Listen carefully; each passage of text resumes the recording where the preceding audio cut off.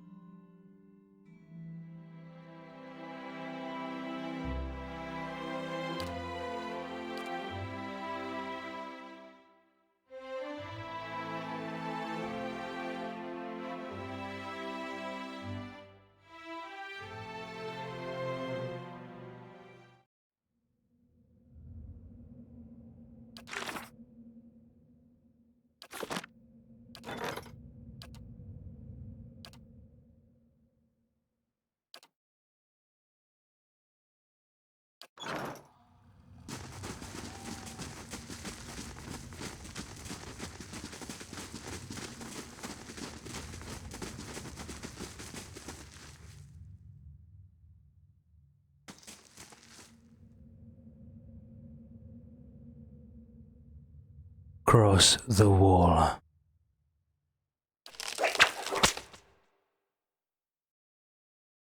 The moment you start to step through, the entire wall gives a great heave, coming alive in a surging mass of branches and vines. Thick, thorny branches swing towards you with vindictive force.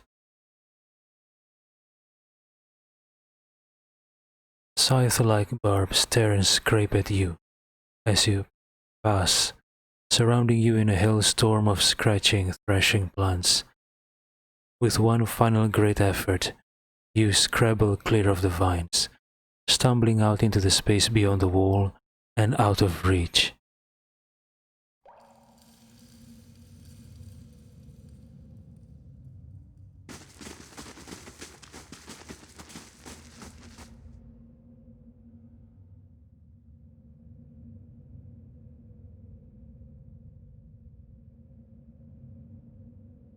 That's it? Huh.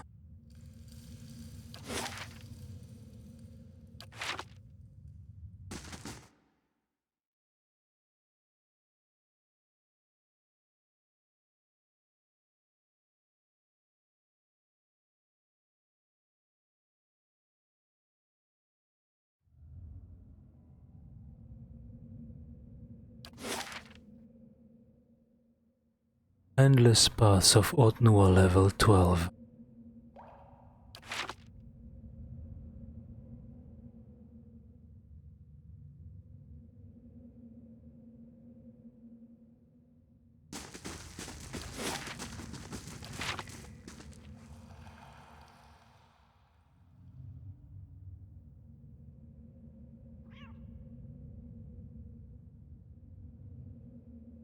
Fat, squirming larvae bob in this green liquid.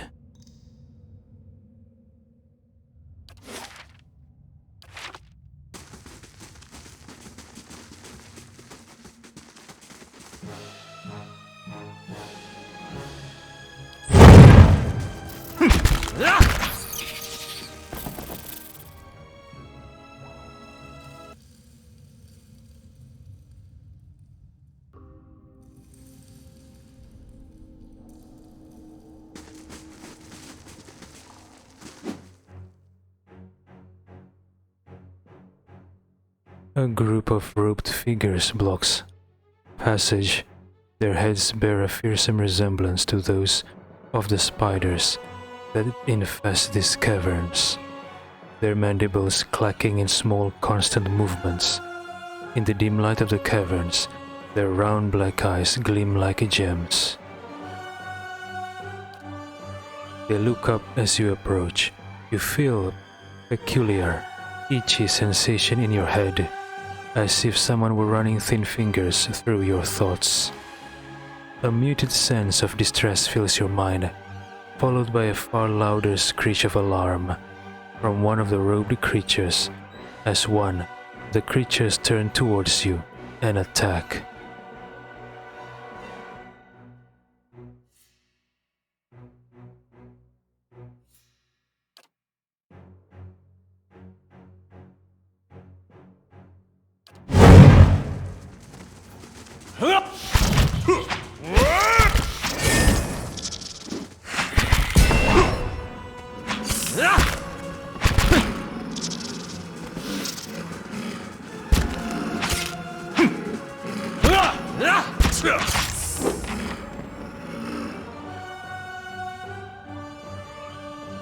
I'm here.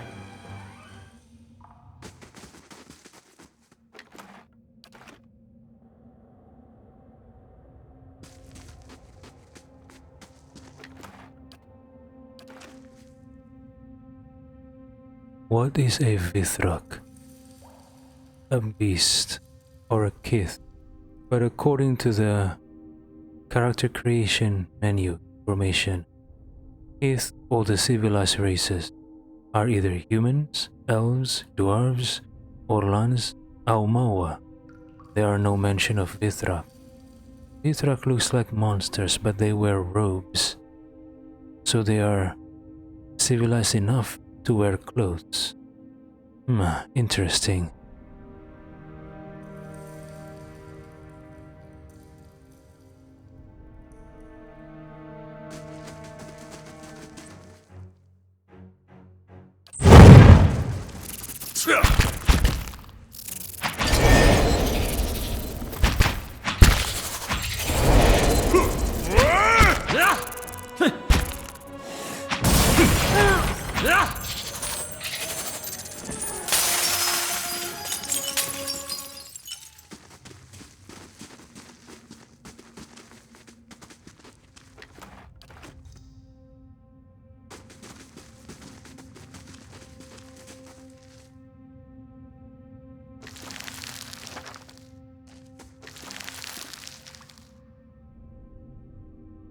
These nests appear to have been abandoned and claimed by spiders. A few hold bones and remains. The nests appear abandoned and claimed by spiders. So who are the original owners of the nests? Not spiders. Then what?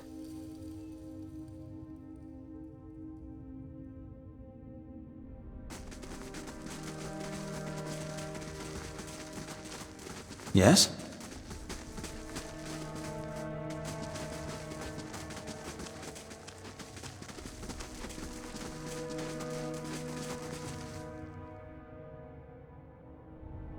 Vithrak nest.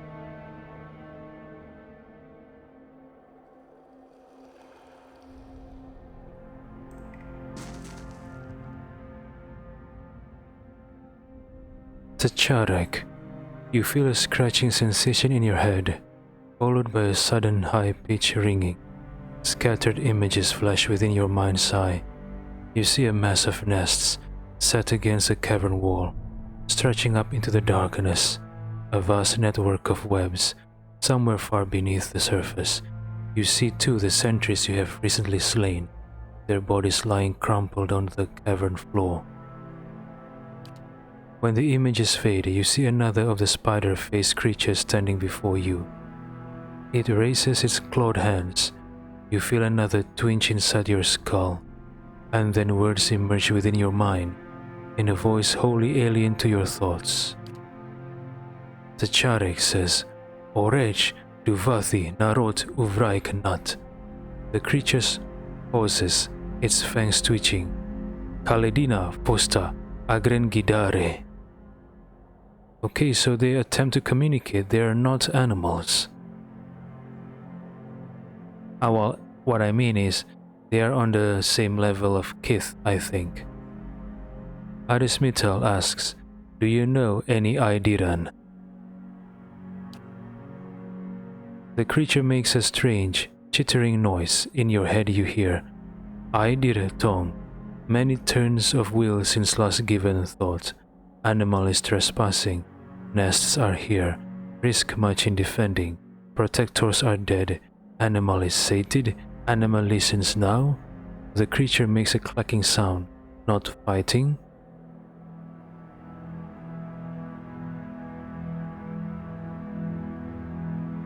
Arismital says, I'll listen. There's no need for more fighting. The Charek says, yes, animal is not needing to fight. The creature spreads its arms. Vithrak greets you. Welcome to nest. Animal is keeping peace. Arismital says, tell me about the Vithrak. The Vithrak looks at you for a moment, then down at itself, back. What is Orlan animal? Vithrak people. See what others do not. See light inside Del's shell. It points at you. See great and burning light. Vithrak speak without voices and in many. Hundreds of souls in great city. Stravek Narith is a colony, a great journey. Animal would walk a long time to reach it. Stravek Narith? Arismital asks. What's the colony like? The Charek says, great light in darkness. The Vithrak's voice seems somber, for all its peculiarly ethereal quality. Many hearts, lives, together, building. The Vithrak bows its head. Someday we return. Arismital asks, what are you doing here? The Charek says, Vithrak, searching, seeking knowledge for home, for colony. Says Stravek Narith, far away. Long time we have searched. We grew sick with memory of home, made nests, made new home, and found what we seek. Okay, if Sestravek Narith is your home, how did you get here in the first place? The Charek says, master of this place. The Vithrak gestures at the walls around you. Grew Adra, not cutting, breaking, growing, shaping, if Vithrak could find secret. Making great works, statue, machines, Vithrak could weave silk and Adra both. Our nests become stronger, colony becomes stronger, all of us weaving great works. You feel a sudden melancholy from the Vithrak. We are close, finding machines, crystals, but finding Adra men too, in place below, have lost many, too many. It regards you with sudden interest. Orlan animal is strong, defeated other animals, killed guards, could help Vithrak. Arismital says,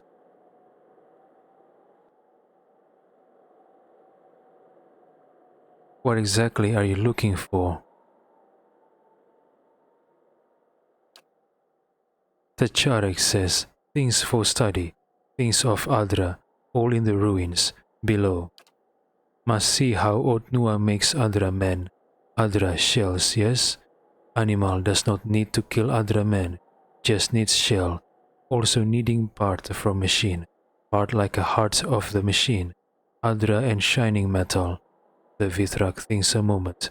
Last piece is Adra, not the Adra from walls, is different, pure, hard to find. The Charek is hoping there is some below.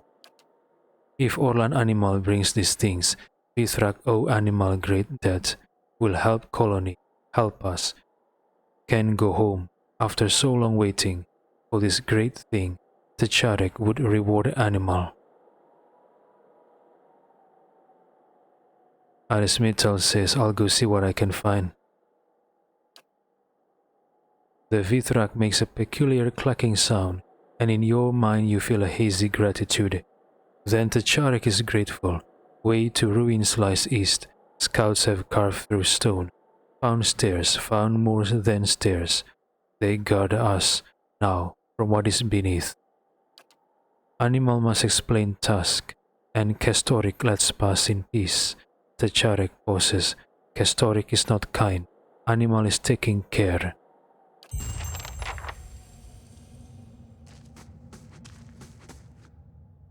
The Vithrak tilts its head in greeting. Orlan animal returns. It must be cautious in the lower reaches. Many eyes still watching there. Arismital asks, do you know anything about the master of this place, Otnua? The Vithrak runs a talon along one of its fangs, thinking, Eret Narek Otnua, name bleeds through walls. But Vithrak do not know face, voice. Vithrak see great works, see statue, Yes? Eret Narek Odnua? Tacharek says, Master of many things, Master of Adra, of many voices trapped in stone. The Vithrak points back towards the rest of the caverns, of things below. Much to admire. Yes, animal is not needing to fight. The creature spreads its arms. Vithrak greet you. Welcome to nest. Animal is keeping peace. Arismital asks, what languages were you speaking before? The Vithrak makes a chittering sound and does not answer. Tell me about the Vithrak.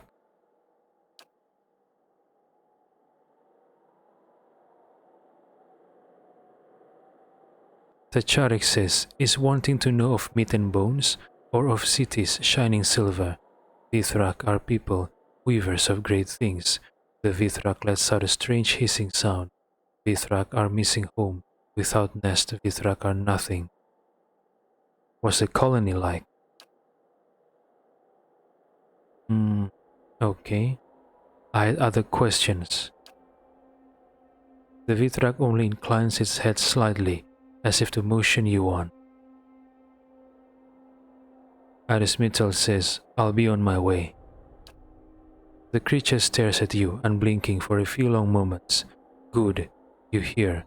Then Vithrak wish swift journey. It takes a step back and the ringing in your head fades. Kana says, what an odd people. Can we not stay here and ask them more questions? Yeah, I would love to. But they didn't answer about the language they're speaking.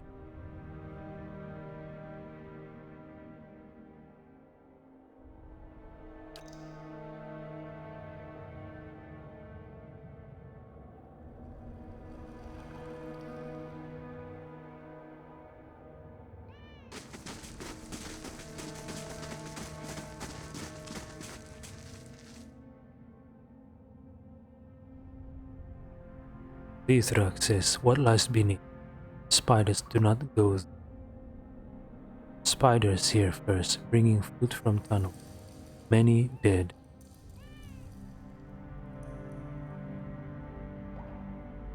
Is Master Kainua is very bright there? Is hurting eyes? What lies beneath? Spiders do not go there.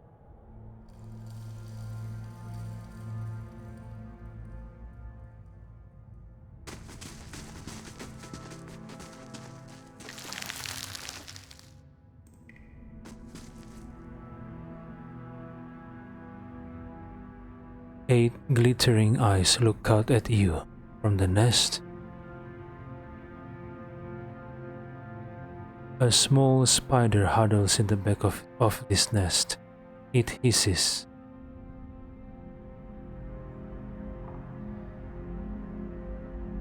Pat ivory spinner. Pat widowmaker spiderling.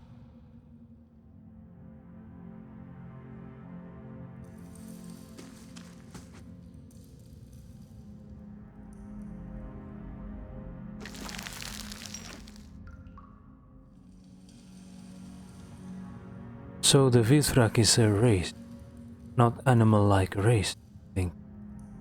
But the character creation does not mention anything about this. Only the Kith, the 5 civilized races.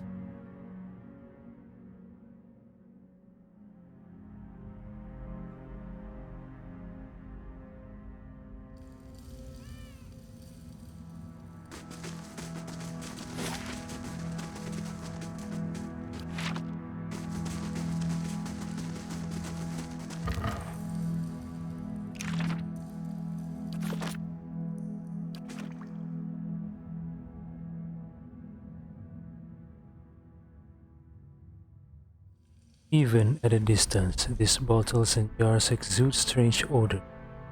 Small, grotesque items float in the murky liquid.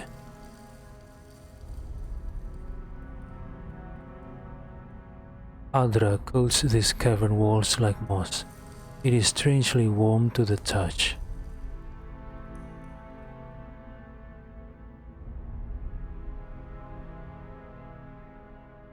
Krivi, The Vithrak studies you alertly as you approach, its dark eyes gleaming.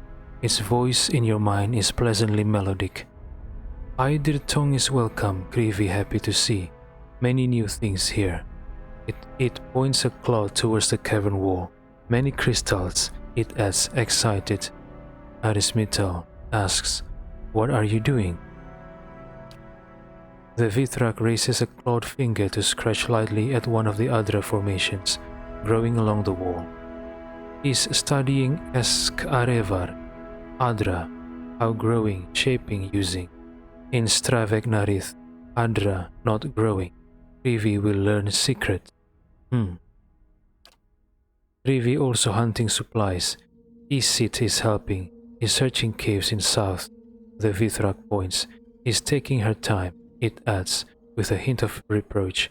Is going alone too. Krivi is not liking. Arismital asks, where did Isit go? Krivi says Isit is going south to search cave there. Took spiders to guard. Krivi pauses.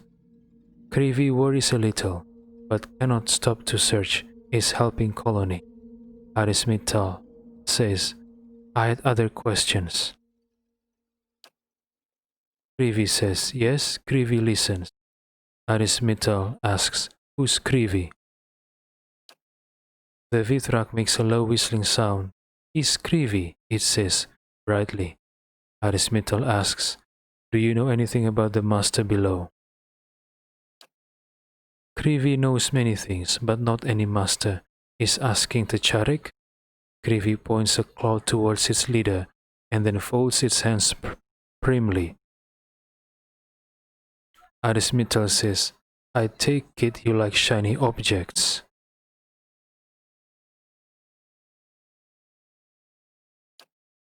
Krivi tilts its head. Yes, is shining. Much light, many colors in veins of world. Is going down to heart.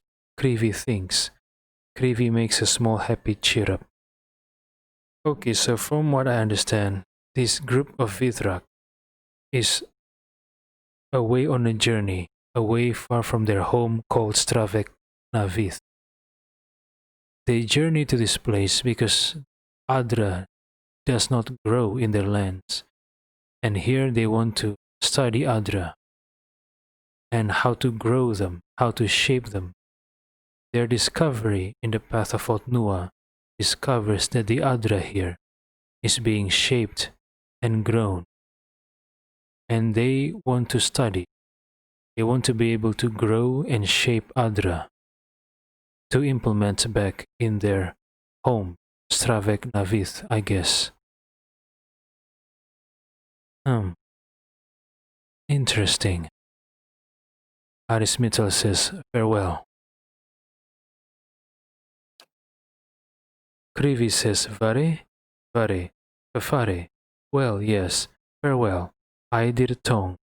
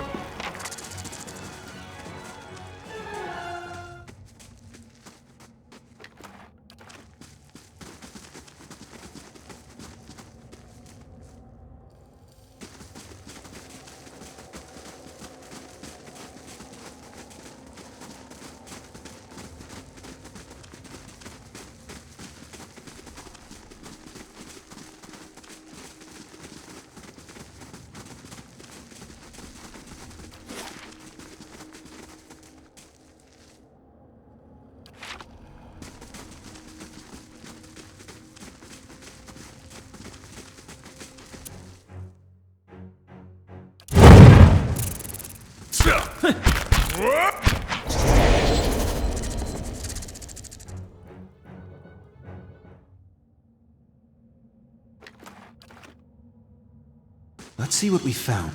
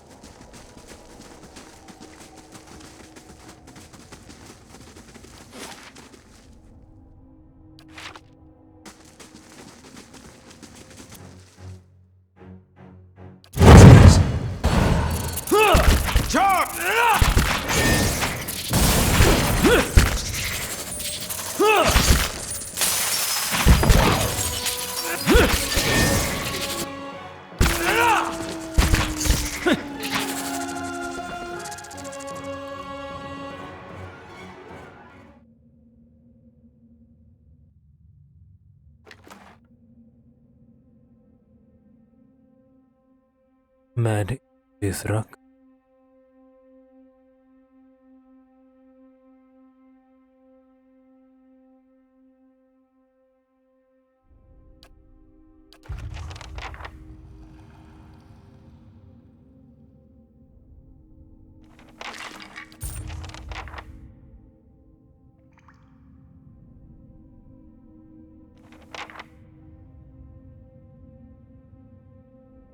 These remains are old and brittle, and the scattered fragments along the cavern suggest they were dragged here.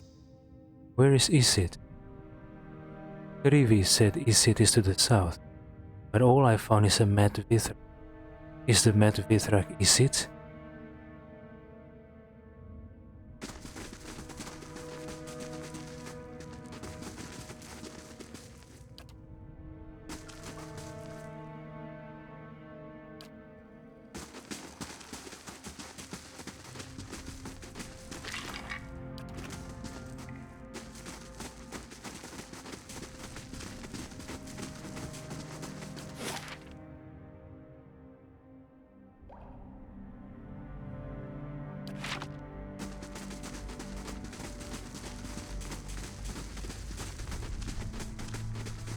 What's this?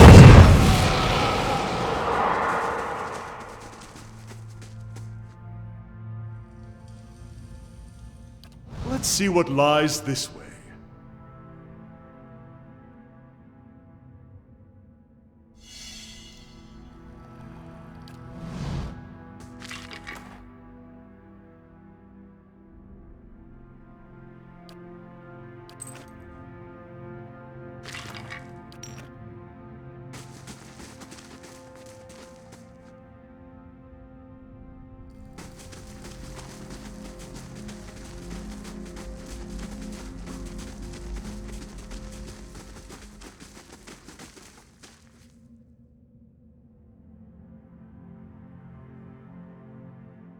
Castoric, you feel a sharp and sudden pain in your head, immediately followed by a harsh and alien voice.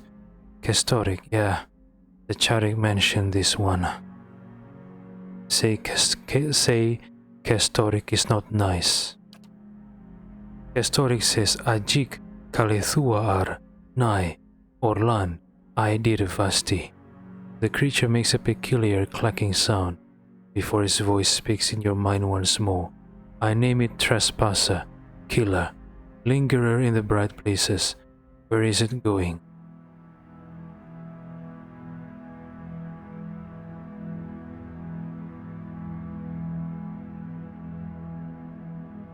Arismital says, you speak a little better than your leader. Castoric says, it insults us. I will tear the memory of this place from It speaks to our leader. It visits the nest. You feel an echo of the Vithrak's alarm in your head. To what purpose? Arismital says, your leader asked us to collect some other samples to help the colony. Castoric says, the Charik asks this. The Vithrak hisses quietly. Of this, you feel a muted wave of thwarted anger. Go then. The other men will crush it like a squirming hare, and the Charik will send us once more. Why are you angry with me? You You are strange.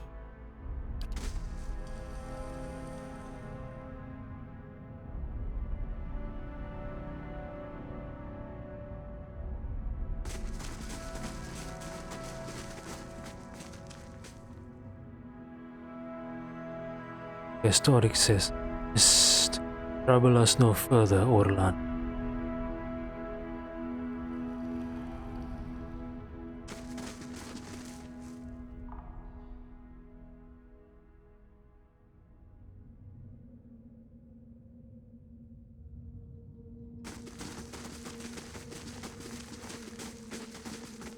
Okay, what about Isid? Was the mad Vithrak I killed? Is Isid? Let's speak with Krivi. Maybe he or she has more dialogue about it.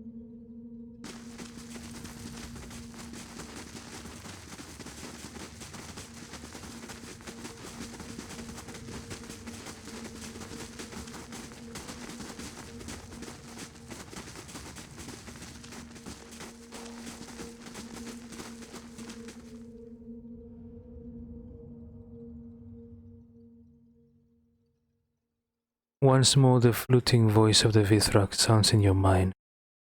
Krivi says, "I, dear tongue, still welcome, is needing something." Arismital says, "I think I may have run into Isid. She attacked me without warning, and I was forced to defend myself." Krivi sees. For a moment you feel a peculiar scratching sensation within your head, and then it is gone. Krivi is sorry for Isid's action. It's very strange. Isid acting so. Many strange things in this place. Krivi is collecting many things while studying Adra. Not all stones alike, yes? Having pretty stones. Take, please. Krivi thanks Aidir Tong. Is good to know.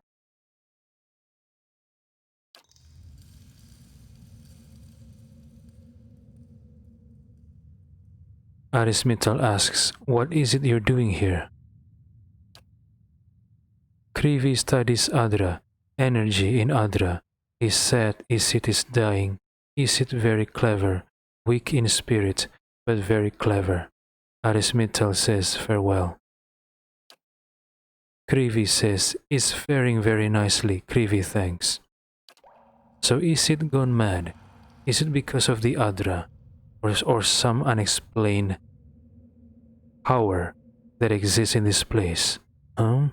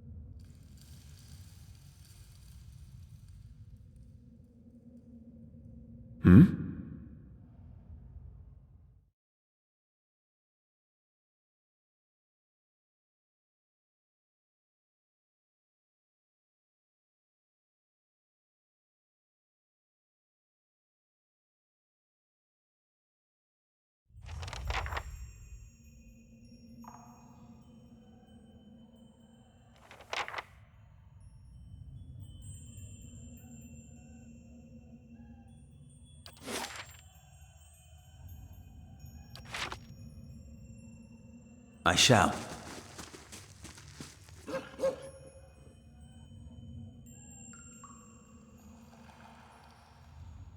I'm here.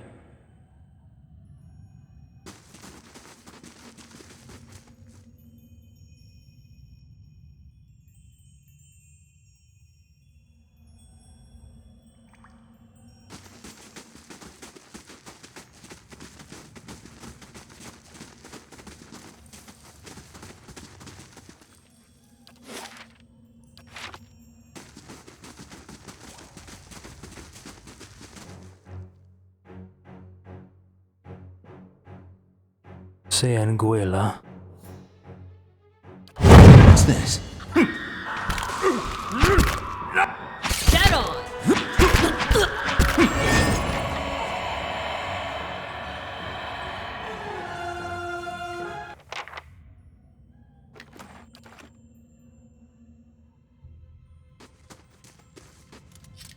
Carrying too much weight.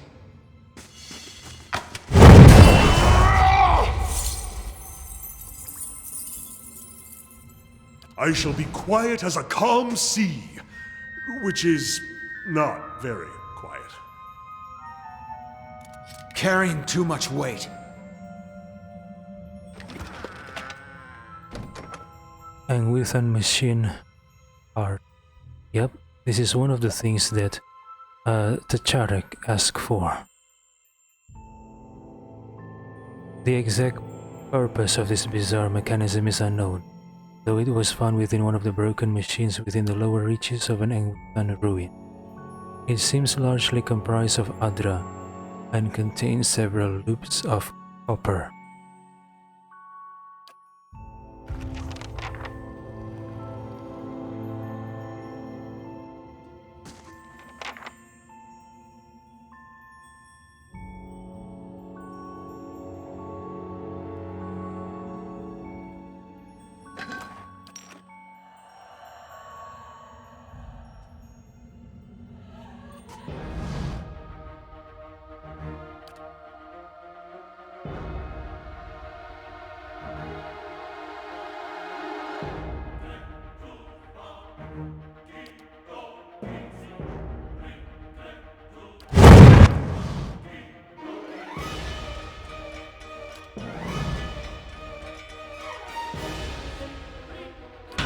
It's not...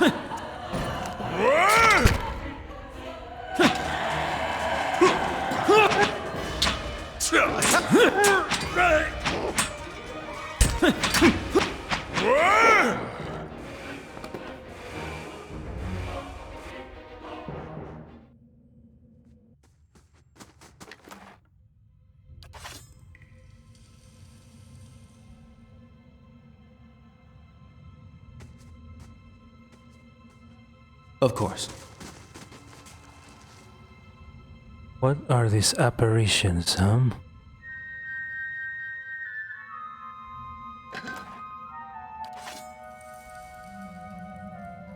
Nice and quiet.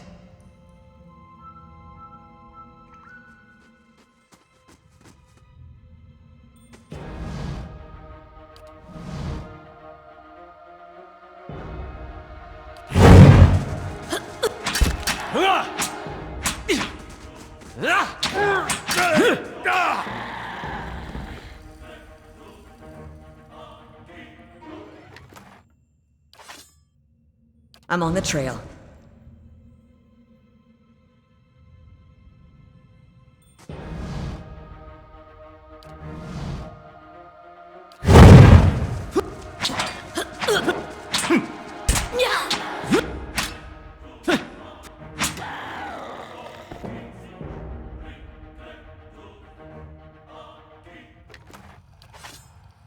I'm on the trail.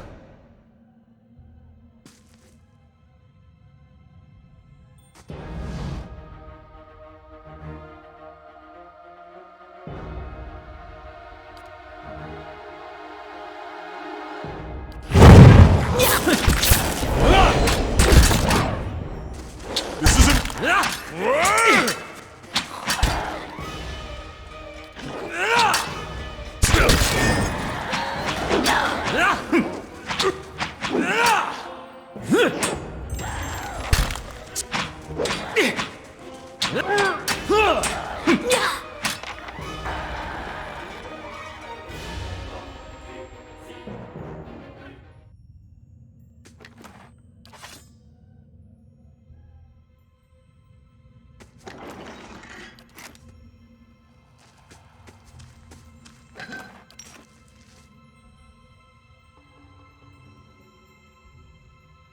These strange mechanisms have cracks in several places, and some components appear to have been dismantled. There is no clear means of activating them.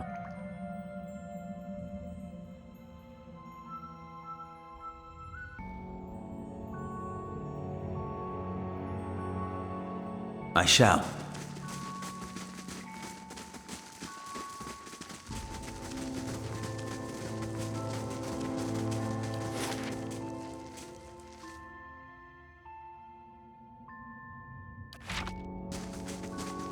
The better part of valor.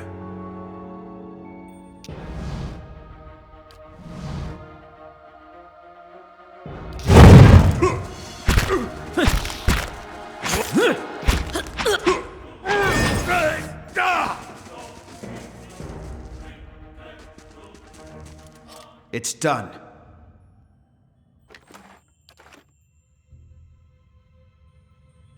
Let's keep quiet.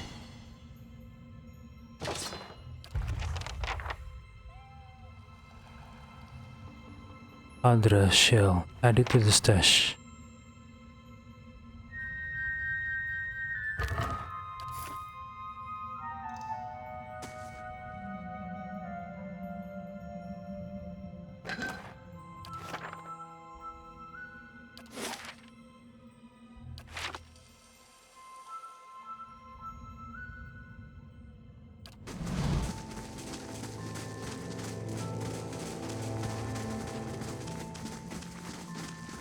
What's this? Carrying too much weight.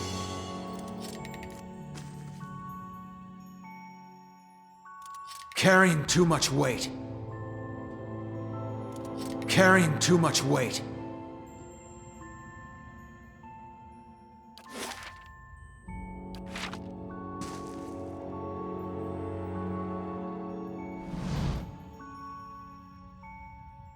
A large ornate Angwithan door stands before you. To either side rest large crystals, glowing with a faint light. You feel a peculiar change in the air, as if some presence were nearby, yet there is nobody to be seen. You hear a whisper emerging as from thin air, from the general direction of the door. It grows in both volume and number, many voices speaking quietly. This thing looks similar to the one we found back in Sealant Lys. In moments it has become a chaotic hiss of voices, each vying to be heard. But as you listen, the voices begin to settle into a cadence, and then into words, a phrase spoken by many at once. Beneath stone and weight of years rests one who would slay death. Who comes to wake him? Examine the door. Worn smooth by the passage of time, the door bears no obvious means of opening it beyond whatever enchantment lends it voice. There is no place for a key nor any handle. It seems you'll have to try something else. I come seeking the master below. The voices whisper and murmur and then fade, so swiftly and suddenly that the silence that follows is jarring. Nothing follows. It seems you have been dismissed. What? Once more the buzzing swarm of discordant voices rises around you, as one they speak. Beneath stone and weight of years rests one who would slay death. Who comes to wake him? I am Aris Mittal, rightful lord of Kait Nua. I have been dismissed again? Dang it.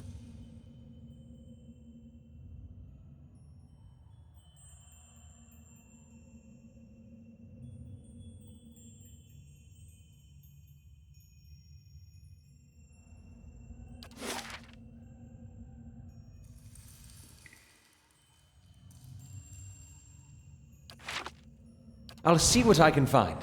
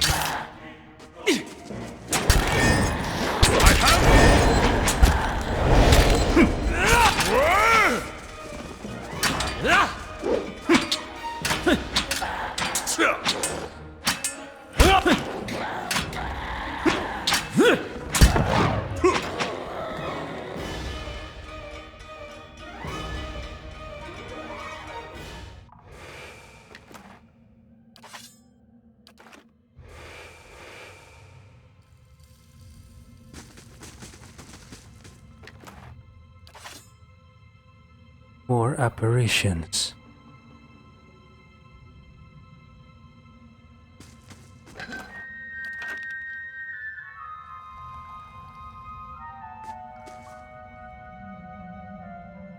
Spirit says, "Come help me here." The spirit holds his hands just above the shattered machine, poised as if to pull on some unseen components. "Raise there, and we will be rid of this one." Each word seems to resolve itself in your mind an instant after it's spoken, as you recall the Engwithan tongue. Oh, so the spirits are from the Engwithan era? The spirit waits a moment, evidently for someone to take up position. "Pull hard. Now. There." He sags back, wiping his brow. "These machines, to think how many souls have felt their touch, and how many of those willing, I wonder."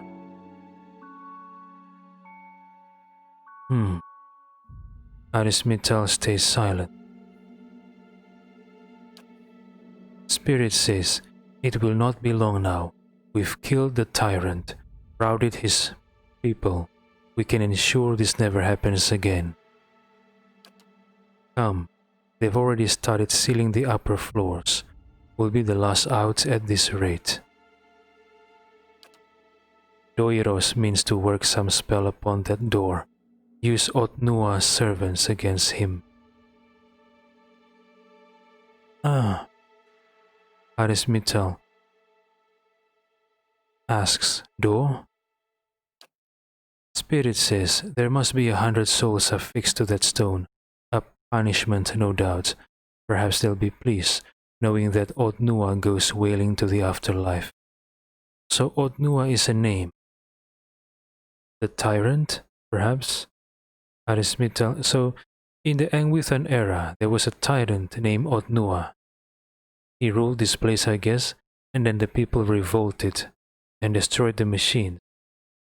The spirit says something about soul, and people willingly touch it. Maybe it's a similar device like the one found in Heritage Hill?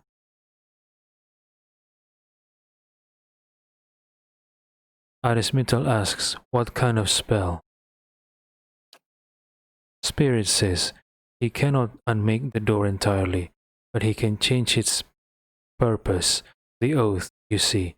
If Otnua's servants are pledged to his defense, then we shall pledge ourselves to his destruction." The man gives you a fierce grin, turning away, and from one step to another, he has faded, only to appear once more beside the machine. Okay, so the door that I encountered earlier, perhaps? What should we do with it? Tell me, spirit.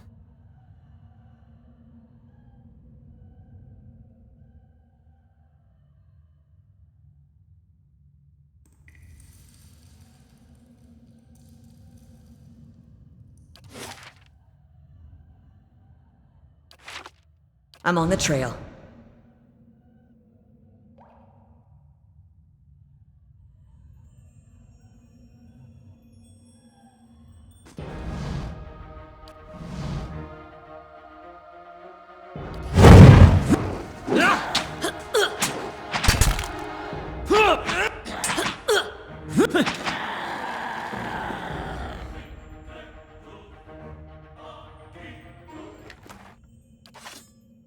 I'll see what I can find.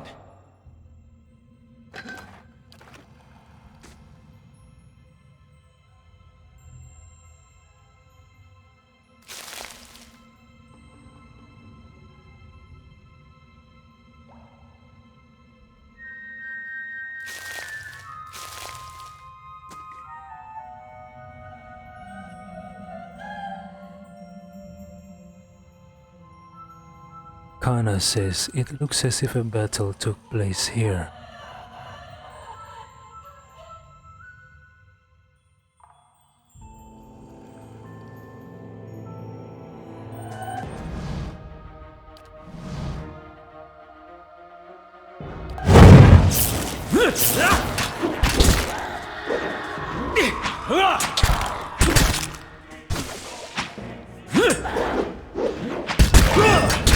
This isn't working!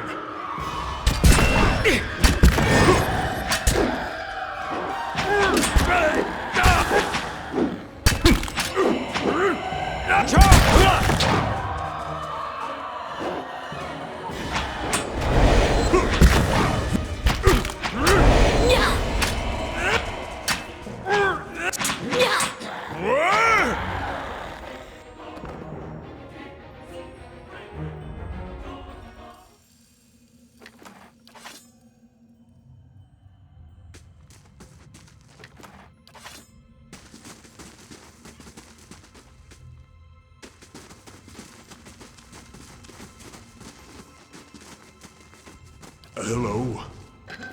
Hello?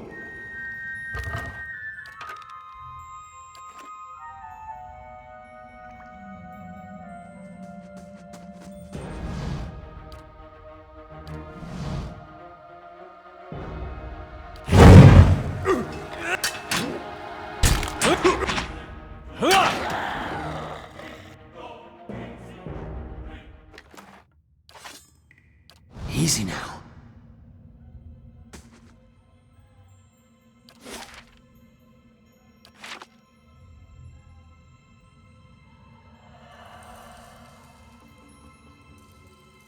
What's this?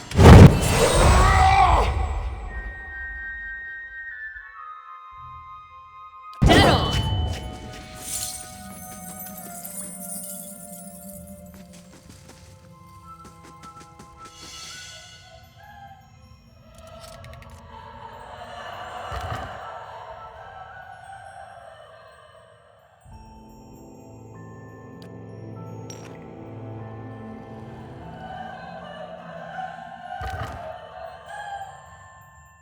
Gleaming Adra fragment.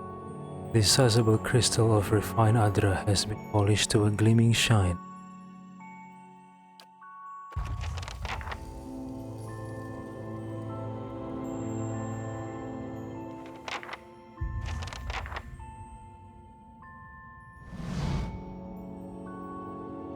Spirit.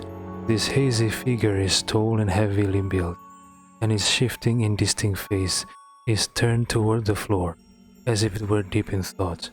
You hear faint murmuring, in the rolling cadence of prayer. From time to time the spirit seems to sway in place. As you approach, the spirit raises its voice, and you recognize the familiar sounds of the Engwithan tongue. And no more shall souls splinter upon the will. Hear me, great Father.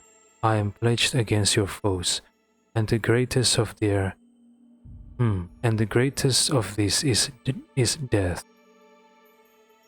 Someone is speaking to his father, talking about death as their greatest foe.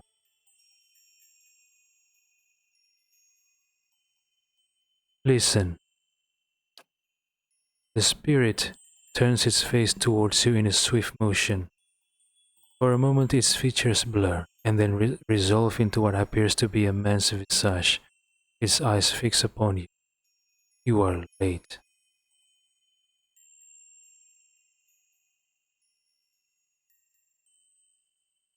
Arismetal says, "Sorry, I was delayed." The spirit turns his face away. They will be here soon to cast us down, to unmake our work. It is nearly too late. Arismetal asks, "Our work?"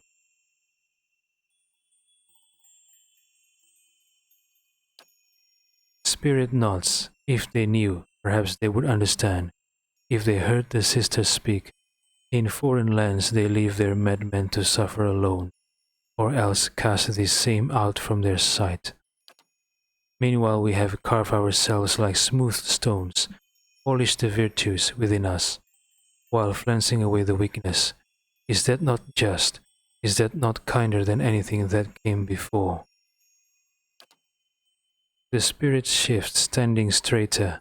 Are you ready? He raises his hand, and you think you see the glint of metal, though a second glance reveals nothing. They have placed your crest upon the animat, alongside my own. Arismital asks, the animats? You're going to sacrifice yourself? Spirit shakes his head. Those of faith remain, and we are children of the will. Death is not for us.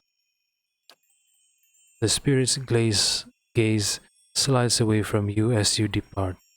Even as you move away, he reaches out an arm for someone else, smiling.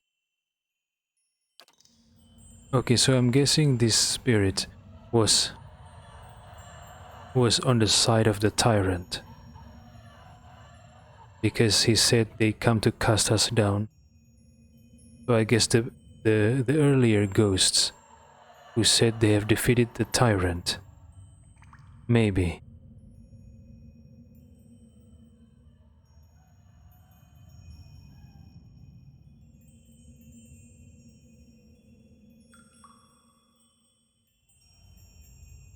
Laying low.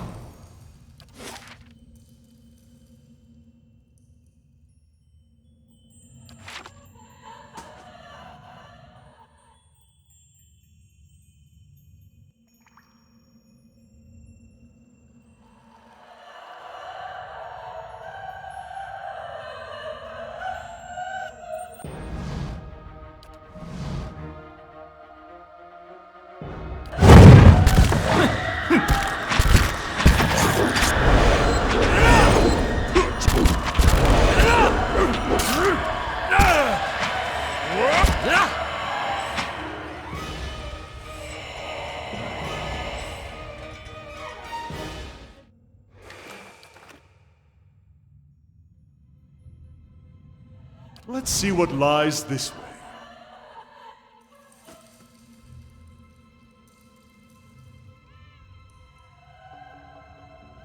Audra has grown into the crevices of these weathered shelves like fungus, pushing past stone and copper.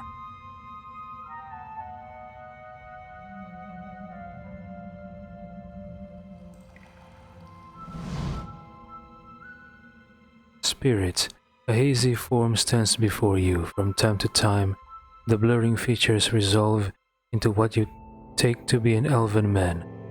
I can't do this anymore. How am I going to explain? How can we possibly give him what he wants? The spirit speaks in quick, hushed bursts of Engwithan and shakes his head as if to answer his own question.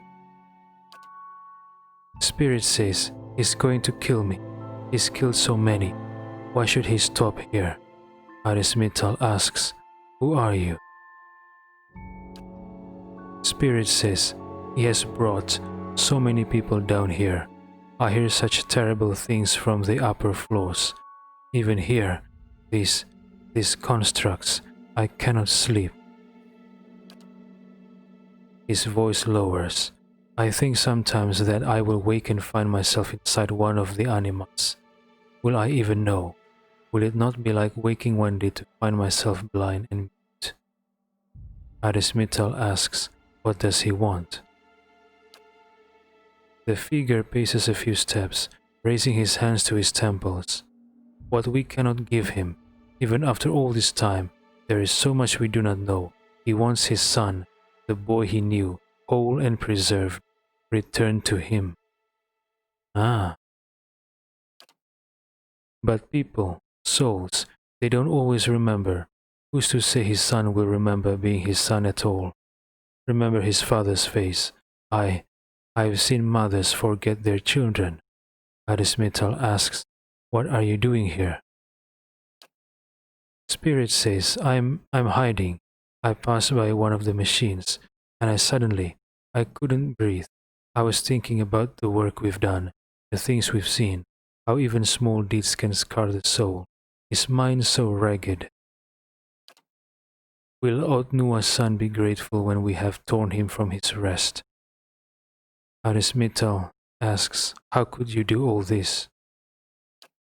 Spirit says, I didn't think it would go so far. I didn't know. Otnua is our liege lord. How can I refuse him? Spirit looks up, startled, looking past you. No, I'm not. I'm not saying anything like that. I'm only frightened. I'm sorry. Don't tell anyone, please. Arismital asks, Are you still loyal to Otnua? Spirit says, Oh, of course, I am a devoted servant. His voice goes high with terror. I didn't mean, please. I never meant that I would ever renounce my oaths. Arismital asks, Do you know the way past the speaking door?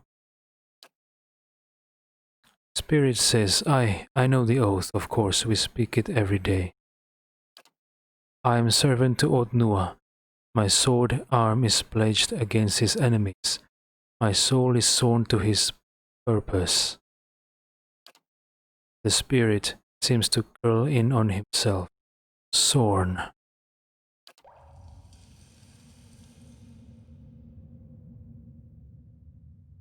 Spirit says, He's going to kill me. He's killed so many. Why should he stop here? Arismital asks, Are you still loyal to Otnua?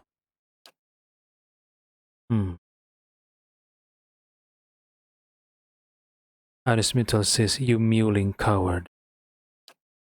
Spirit says, It is only that I fear him. The figure shivers, looking at something beyond you. One may fear a lord and obey him still.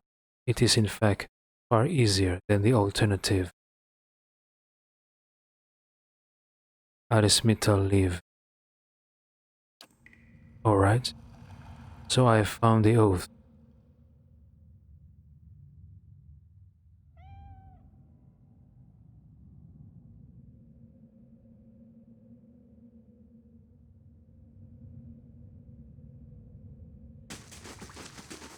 Nice and quiet.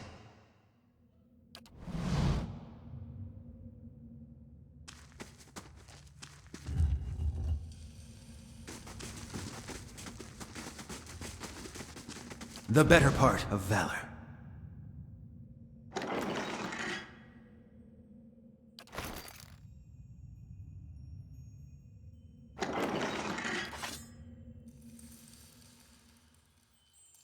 What remains of the statue suggests it once depicted a young warrior. There are runes along the base, and at the statue's feet is a name, Maros. The dead son of Otnua, perhaps?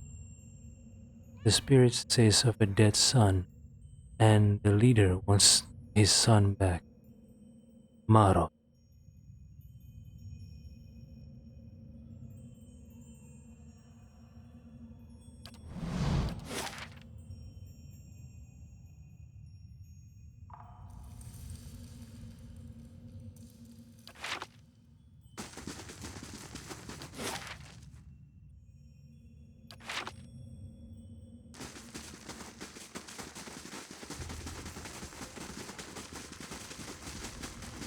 First, I'm going to return all these scraps and parts to the Charak.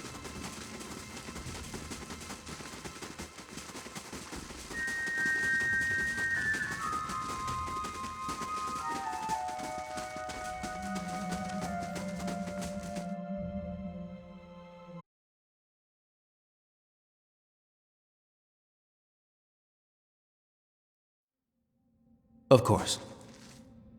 Castoric says it lives and it stinks of dust and old souls. Does it have the Adrata Charak wants? Arismital says, I found all the samples. I'll take them back to your leader now. Castoric says, Nay, lingerer. It steps forward, claws outstretched. Give us what the Charak demands. This is not for an outsider, a crawling worm among giants. It hisses, Give it here.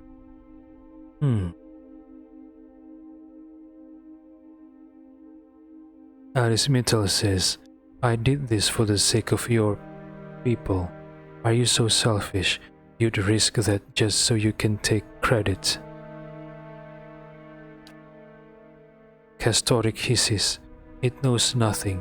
It speaks nothing. Give me the Adra. One of the other scouts suddenly speaks, hesitant. Castoric. Animal speaks sense. Castoric says, what? It mews like a scolded whelpling. Arismetal says, why fight me? I give this to Tcharek, and we both get what we want. The Vithrak only stares at you for a moment, growling in the back of its throat. You sense anxiety from the scouts. Castoric. Castoric says, nay, enough. It has what it wishes. The Vithrak makes a violent gesture with one clawed hand. It returns to Tcharek. It leaves us in peace. Go.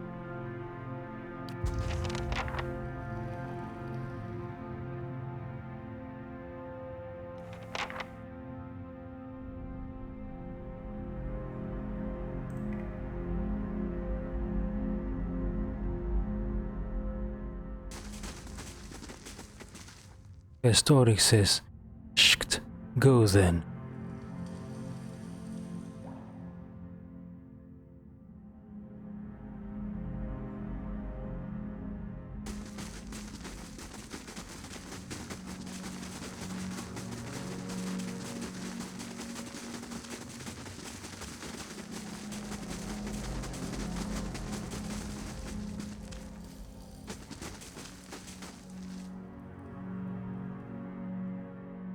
Tcharek greets you, Orlan animal. It has been below, it has what we seek. Arismetal gave Tcharek the items. I have all the other samples. Maybe I should say number 2 first. Arismetal says, your scouts weren't so grateful. They tried to ambush me on the way back. You feel phantom fingers tracing your thoughts. Tcharek sees. He's sorry for what Castoric does. Tcharek speaks to scouts, explains. He's not harming Orlan animal. Here, Tcharek gives this. He's making peace, yes? Adra, Arismetal gives Tcharek the items. I have all the Adra samples. You feel another passing itch in your skull, and then a rippling echo of joy. Tcharek says, then Vithrak owe a great debt. With this, we study, learn master secrets. We make statues greater than old, dead master of hollow place. Sestravek Narith will gleam like the sea.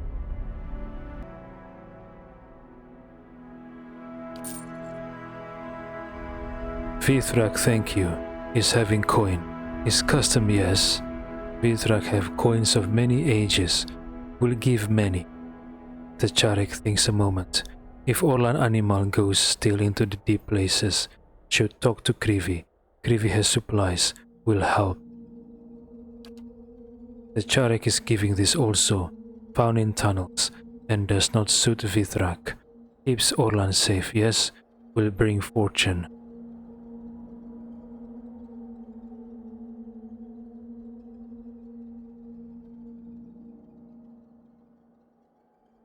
Arismetal says, glad to help Tcharek.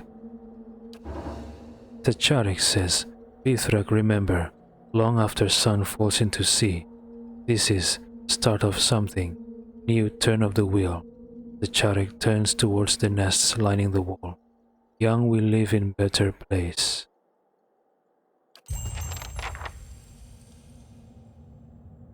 Tcharek says, welcome Orlan animal.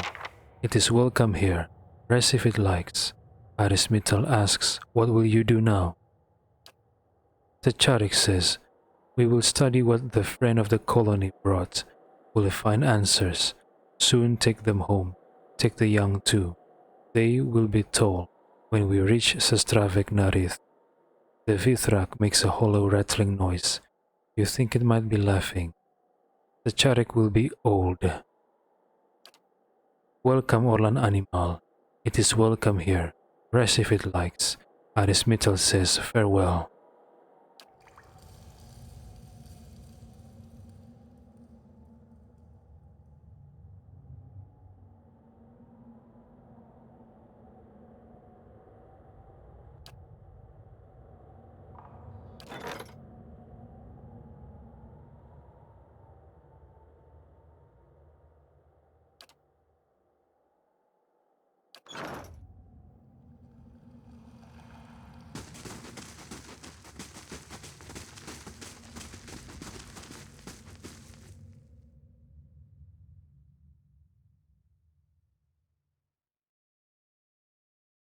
Once more the fluting voice of the Vithrak sounds in your mind.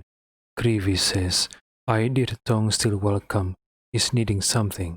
Arismetal says, your leader said you had some supplies to sell. Krivi says, yes, the Charek is saying you help us. Krivi is collecting supplies. I dear tongue can see.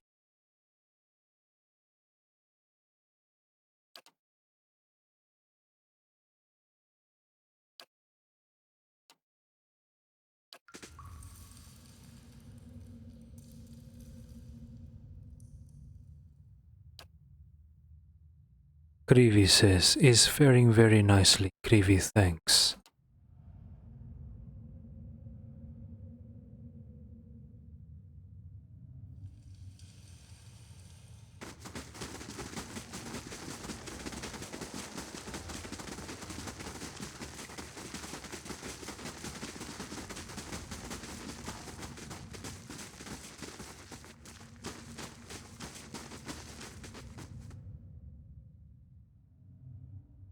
Castoric says, praise, reward, tarry not in victory, Orlan.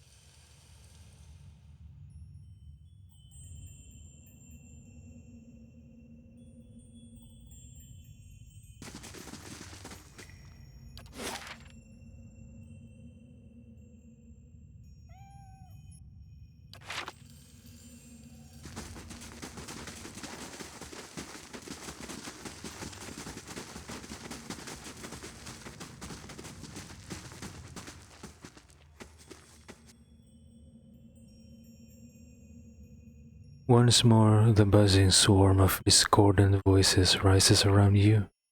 As one they speak. Beneath stone and weight of years rests one who would slay death. Who comes to wake him?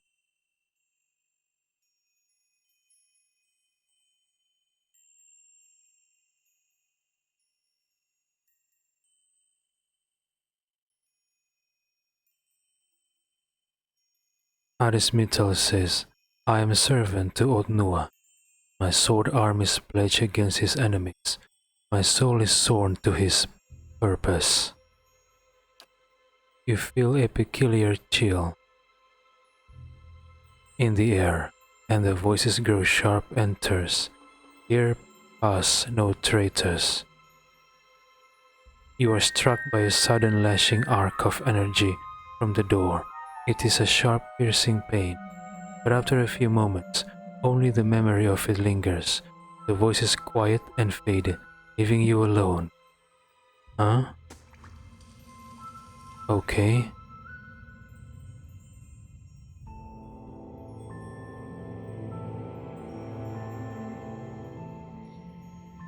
Arismetal says, I am enemy to Otnua. My sword arm is pledged against his followers. My soul is sworn to this purpose. The voices seem to draw in breath. You hear the rumble of stone. And the door slides open. The crystals to either side of it dim, and with the light go the voices, fading first into murmuring whispers, and then silence.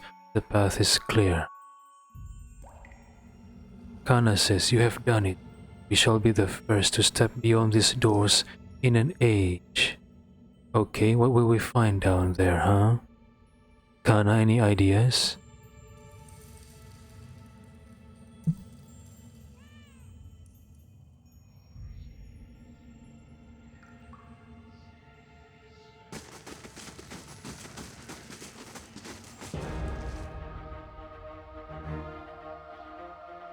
Guardian of Otnua?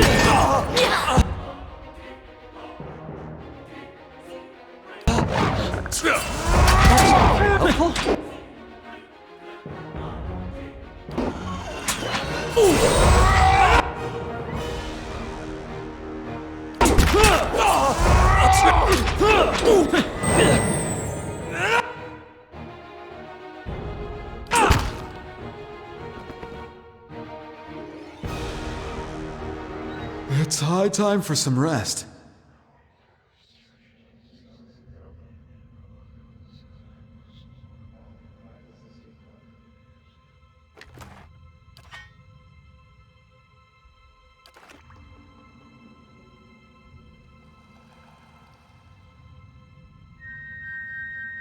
Of course.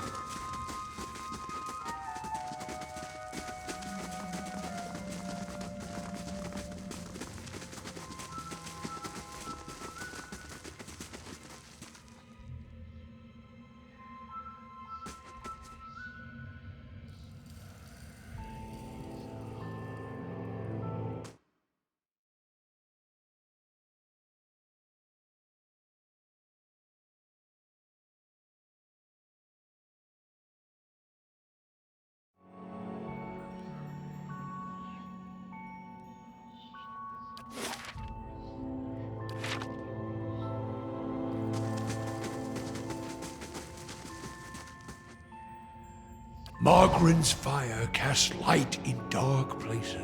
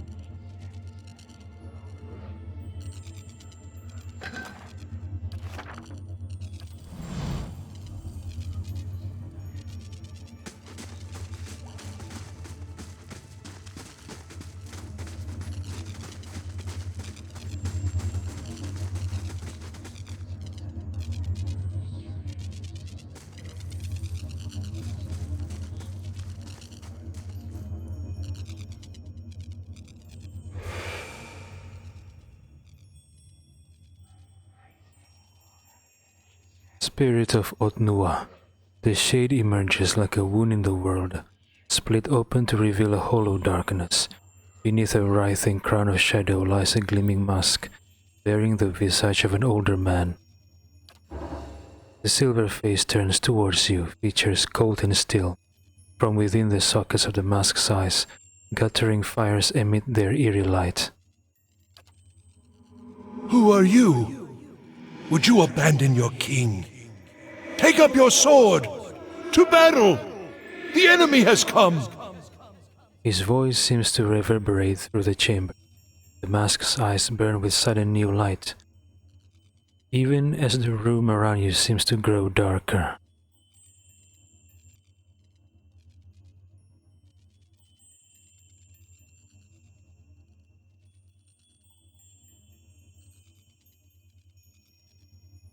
Aris Mittal asks, "What are you, spirit?" You've forget the face of your lord? No. Better to say that you see more clearly than my subjects. Roiling eddies of darkness surge at the shade's feet, and it rises into the air, the glinting mask angling itself towards you.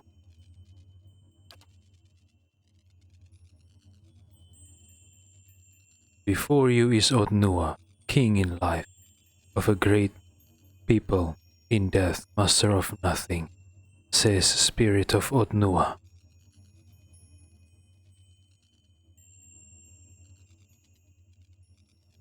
Arismital asks, if you are not master in this place, who is?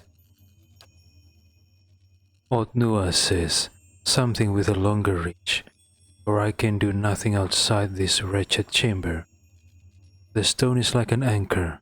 The mask turns back toward the crystal at the center of the room, and the body there. Many souls do pass from time to time into this place.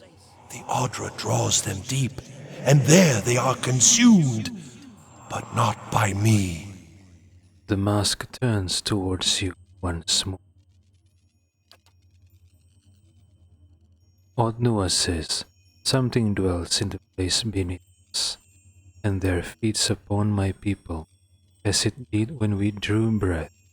It is an old ancient thing, and you will not conquer it, any more than we could conquer ignorance. Otnua suddenly shudders, and the shape of him seems to warp and twist. The tines of his dark crown grow, and the surface of his mask ripples like molten ore. None walk there save Otnua's line. You will not tread in that place. Not there. The mask turns towards you, streaks of golden fire running from its side.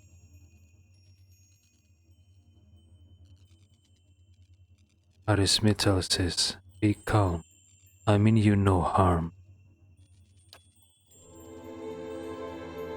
Otnua says, you can do nothing. I would not suffer gladly to keep you from that place. Do you think to fool me?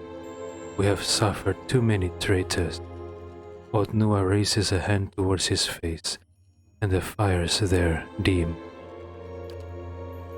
You will only be destroyed as swiftly as any other soul which ventures there. I cannot risk that you should meddle with the statue. No, I will not allow it. But you see them. What remains of them? As the Mad One did before you. As I do. My subjects. My people. Arismital says, you build the endless paths. The endless paths. 1,000 hands toiled to create it. But it was my voice, my will, that directed them. The great work of our age. Otnua says, or it would have been, if they had only allowed me to finish, if they understood that from such rotted foundations could emerge wondrous achievement, that the same curse I sought to cure afflicted them in turn. That my son might from one moment to the next be lost to me is abomination. Otnua's voice thickens with grief, reverberating through the chamber. He wants only that I should be proud of him. How can a father convince his son that he might accomplish nothing and still be the light of his life? How, if he is gone? So many hours and days spent wondering. If I had been there but a moment earlier, if I had stopped him from leaving that morning, if I had only known that I would never see him again. Lost. Treading these endless paths, these regrets, with him forever moving out of reach into some darker place, away from me. Have they loved nothing in all their lives? Lost nothing? Wives, husbands, children? Might I not show them then the agony of it? Odnuas shudders, and the very shape of him seems to warp and twist. The tines of his dark crown grow long, and the surface of his mask ripples like a molten metal.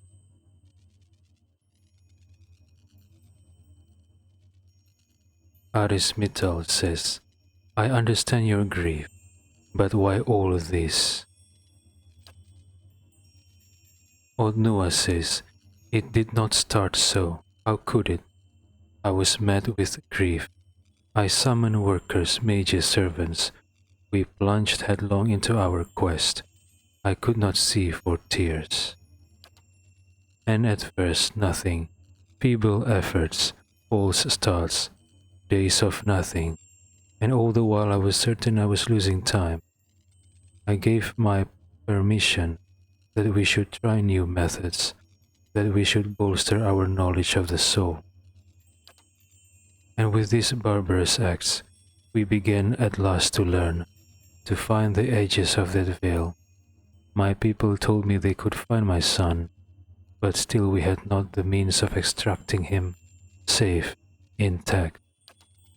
And at last, when the discovery was at hand, we were betrayed.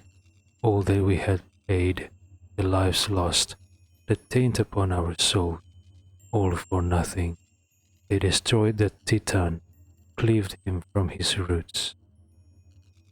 Who betrayed you, huh? I will never see him again.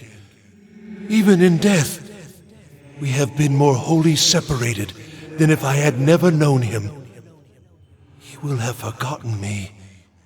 Have I not paid? Have they not cost me all I had? There is a low glottal sound of pain from behind Odnua's mouth. Arismital says, perhaps your son's spirit still remains here, somewhere.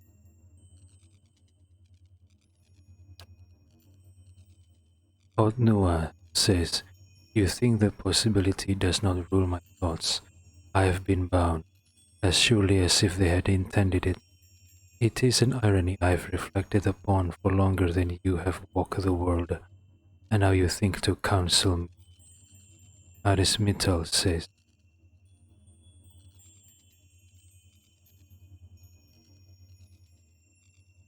you are trapped here by your own grief.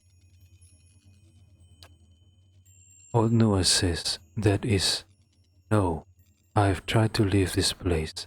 I would go to my son. I would let nothing stop me. You are lying. The shade's eyes glow with an ominous light. Arismital says, the souls here, they're all trapped within a moment. They cannot free themselves.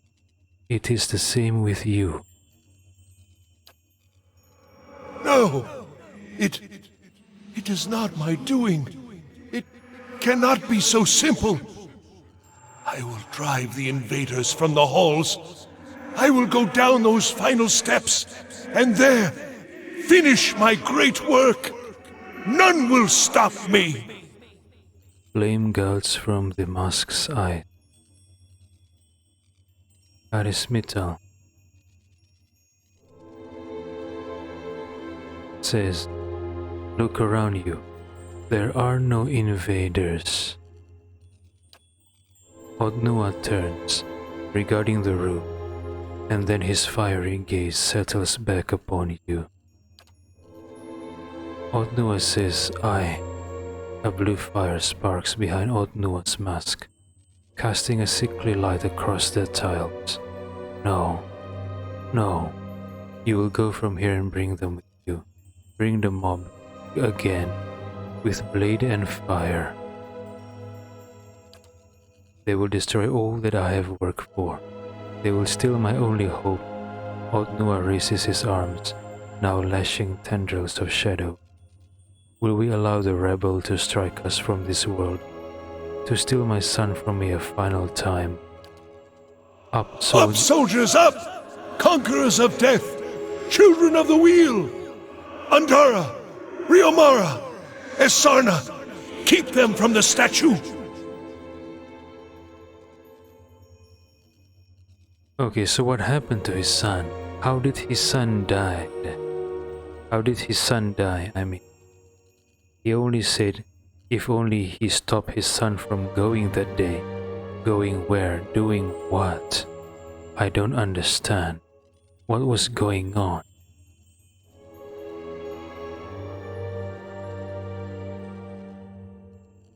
Ah.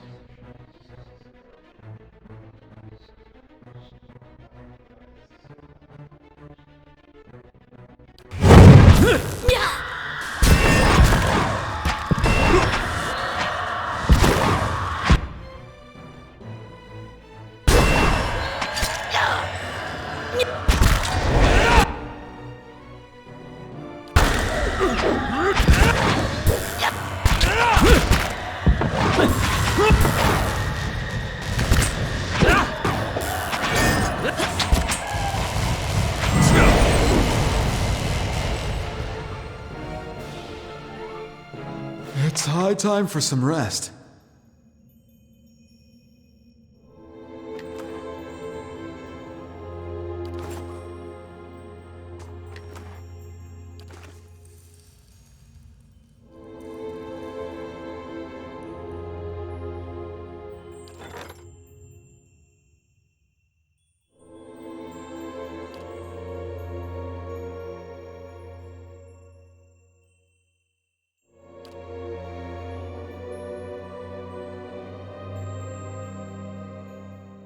Liminal spaces. The Vailian animansa Aseta, known for her extensive work into the properties of living Adra, caused a huge stir in Biegepe when she claimed to her colleagues that she believed all living Adra is interconnected within the heart of Eora itself. The claim alone was not that scandalous, but Aseta boasted that she had created a device that allowed her to physically travel along the pathway of living Adra down toward their source. The things she claimed to see caused an uproar among some of the more religious animancers, many of whom found the statements blasphemous. A few days later, Aseta was nowhere to be found and her home had been thoroughly sacked. Some fear that she was killed for her boasts. Others fear that her statements were pure fact, that Aseta escaped the wrath of her colleagues by using her invention to permanently step into the between. Interesting.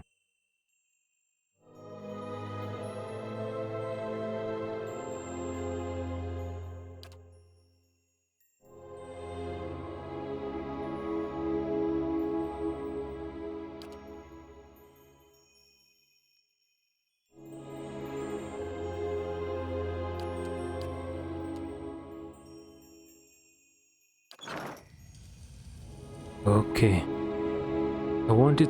There are so many questions I wanted to ask Odnua, but it seems the game is designed for me to not be able to ask all the questions. That sucks, but I guess there's a reason why the developers made it that way. Okay.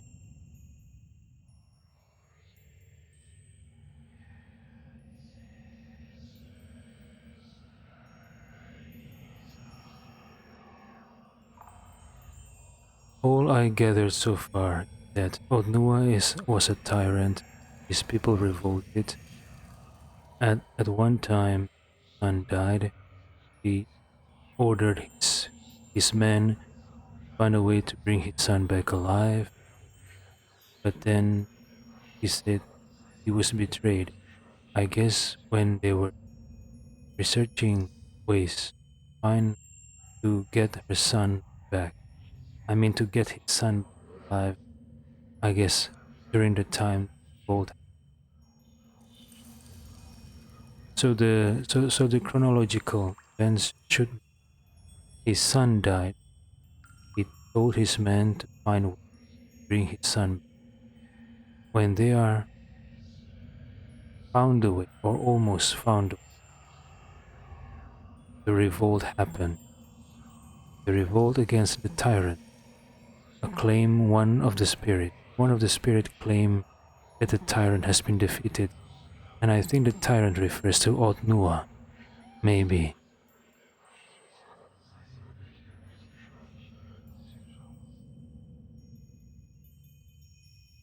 Or perhaps he was not a tyrant in the first place. After his son died, and then he orders his men to research ways to bring his son back. Maybe that is the time to turn into a tyrant.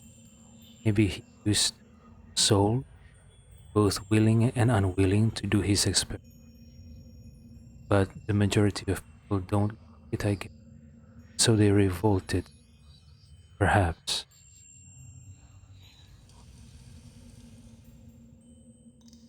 Following your lead.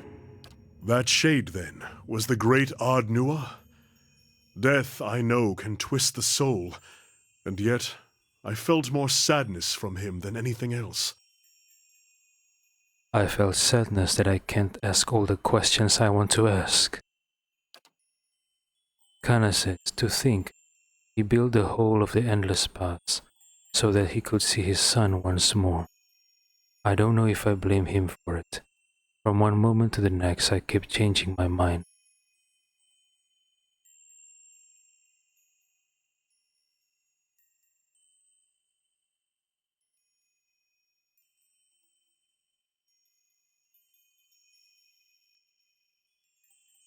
Hmm.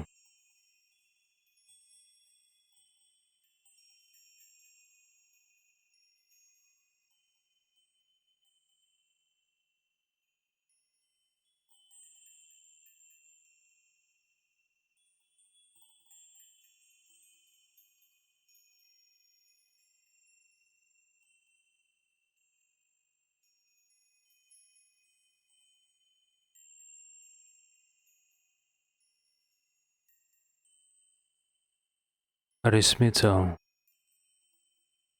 would like to answer with option number 2, but he is not willing to show his true opinion regarding this, so instead he chose number 3.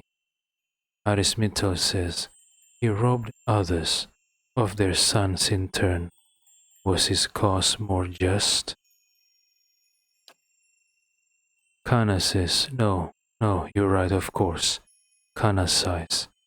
It's very easy in the darkness to believe your own candle burns brighter than everyone else's, but I pitied him even so. Thank you for lending an ear. Was there anything I could do for you? So, it makes me wonder, Grabanos, the scholar that Kana was searching, was he part of Otnua's attempt to bring his son back? Did Grabanos work for Otnua? So all those people tortured and experimented at that level. I don't remember what level it was, level 5 or level 6, where we found Grabanos' chamber. Perhaps Grabanos lived during the time of Otnua, and maybe he was one of the people tasked by Otnua to find ways to bring Otnua's son back. And the experiments led Grabanos to torture. At least that's what Kanas concluded. He said something about he could not believe that Grabanos did all this torture or something like that.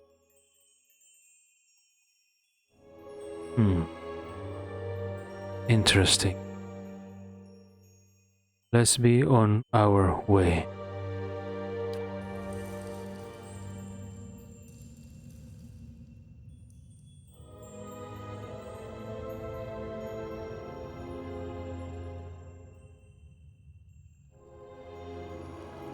Yes?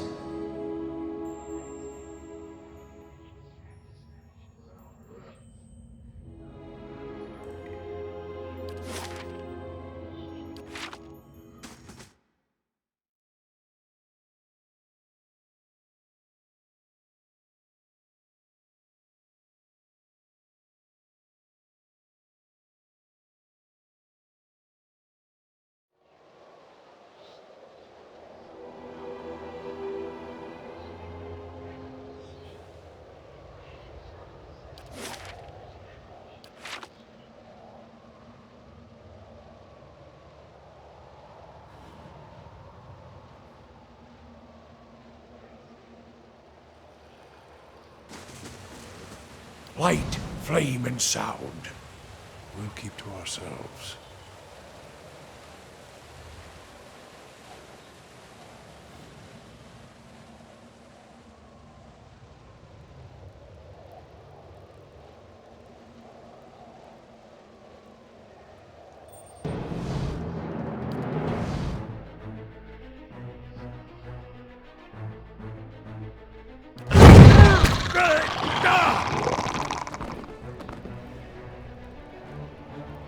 It's high time for some rest. I'll take a look.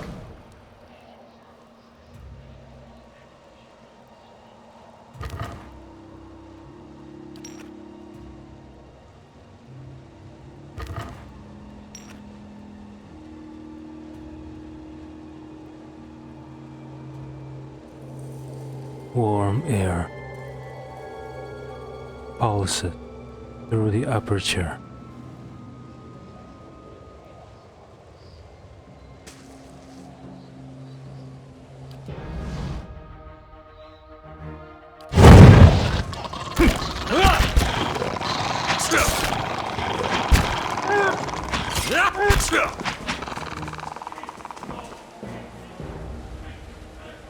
There are Zaurids here. Interesting. I thought they only exist in the upper floors, because so far after that, I encountered no Zaurids.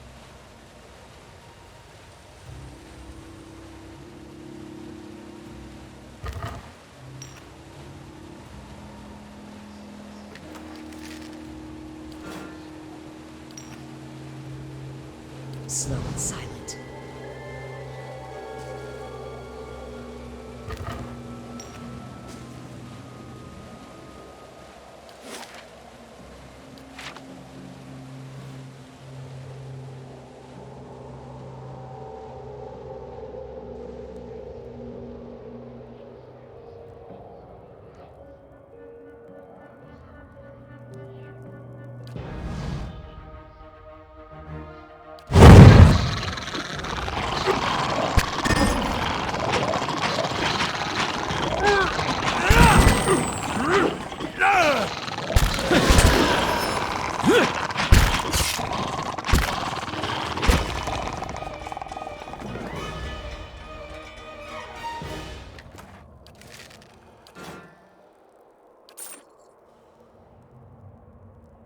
Laying low.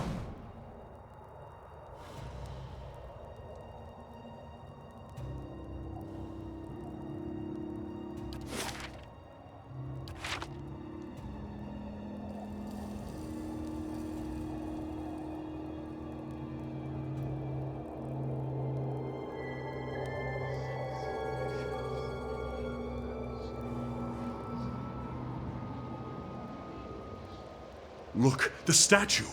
We've reached the very depths at last.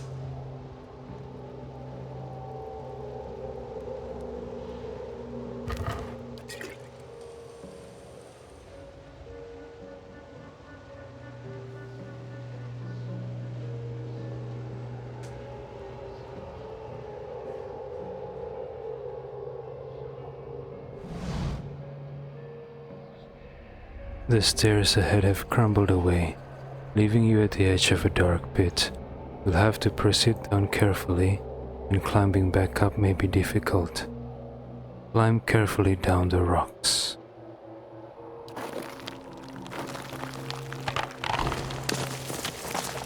The shifting rocks and crumbling make progress slow and treacherous. In the last stretch before the bottom, Sagani steps on a loose stone and rolls the rest of the way to the bottom. You find yourself at the bottom of a wide basin, looking up at the titanic boulders and Adra formations. Interesting.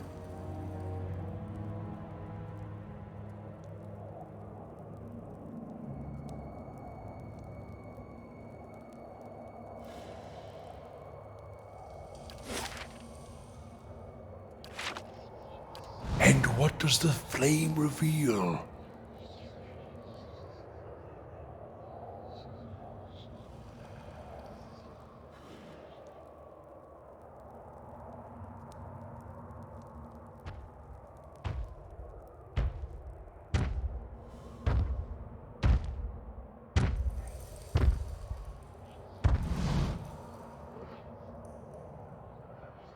Is this the master below? So what is this thing's connection with Otnua and the endless path? Adra Dragon. From under a cloak of gloomy shadow, lit only by the sickly hues of the Adra statue, emerges what can only be a dragon. Vibrant, living Adra plates its hide, and the movement of its great joints is like the grinding of boulders.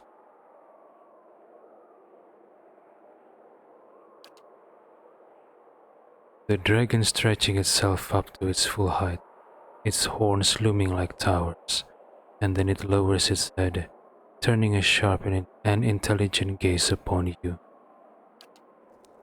Aloth says, "And I was just about to thank you for getting me out of Gilded Vale." "I'm sorry, Aloth." Here you are, nearly at the heart of the world. What a journey you have made. In a rumbling, lilting cadence of growls and hisses, the dragon speaks. Its teeth gleam like ivory spears. Aris Mittal asks, "You are the master below?" Yes, the master below. You have found her. Kadnua is mine, as is all that lies beneath it. A laugh like rolling thunder echoes through the caverns. You hear the clatter of debris as stones shake loose from far above. Okay, so you are the master below. What is your connection to Otnua and the endless path? Were you aware of Otnua's kingdom or nation or state, whatever, above this place? Did Otnua serve you? So many questions. How fortunate you are to learn such well-guarded secrets. All it has cost you is your life. She settles a golden eye gaze upon you.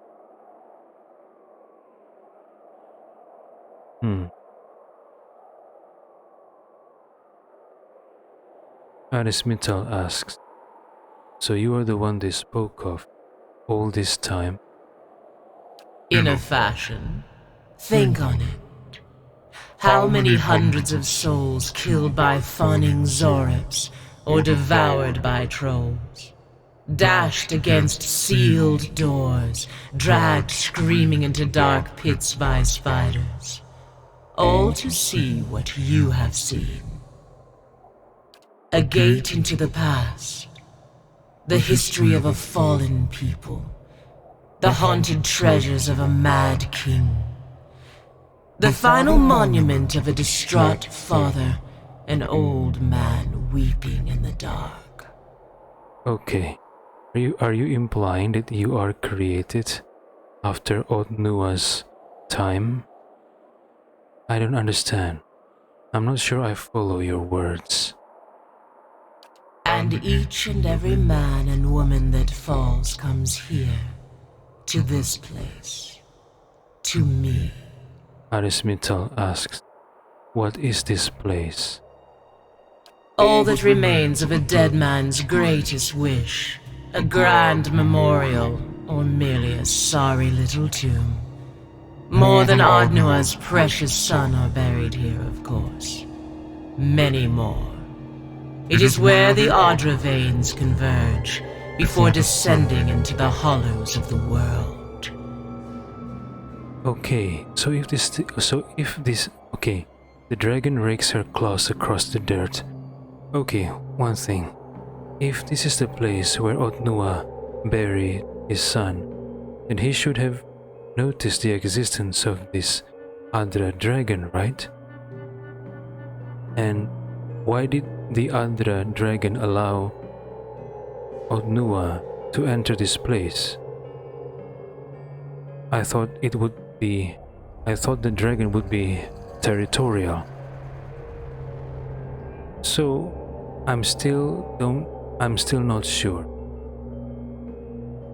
Did the Adra dragon manifest after Otnua's demise, or after Otnua's time, or has it been here always? Even before Otnua's time, even before Otnua's demise. So many questions.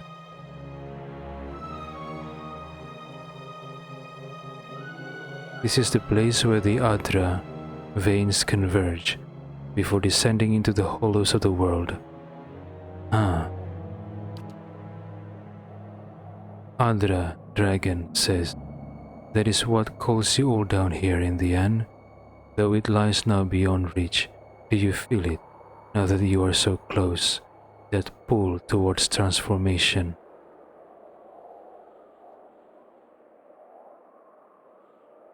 Arismital says, I would rather not fight. Adra dragon says, that is your way, isn't it? To bandy words instead of blows, to negotiate and compromise. There are no sweet words that will save you here, Orlan. We've each come to our limits. I cannot let you live. You'll have every dragon hunter for miles down here, trying to make a name for themselves. And you, well, you can't go any farther. This is the end. One thing, why can't I go any farther? Why can't you just allow me to go further? If I want to sate my curiosity regarding of what lies beyond.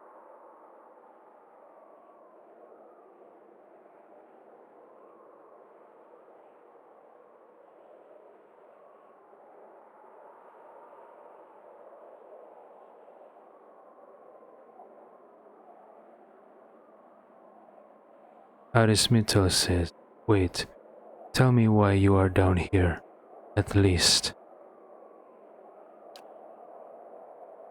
Adra dragon says, surely you can guess. The dragon raises her head, looking towards the towering legs of the Adra statue. You know what power lies within the soul. Everything here, living or dead, knows it, feeds on it, thrives on it. I fed upon Otnua's slaves while they toiled, and then once I had grown, upon the Titan and the living veins of the world. To go from a single feeble intelligence to hearing the voices of hundreds, perhaps that sounds familiar to you.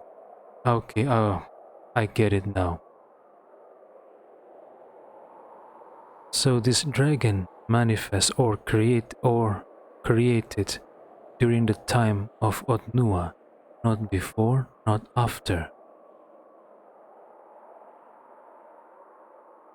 The dragon said to go from a single feeble intelligence to hearing the voices of hundreds. So I guess all the slaves that died during Otnua's rule, somehow their souls feed this single feeble intelligence until it grows into this Adra dragon. Ah, really? And what caused the manifestation of this thing in the first place? Is it because this place is the convergence place of the Adra veins? I'm curious, I want. No, I need the answer.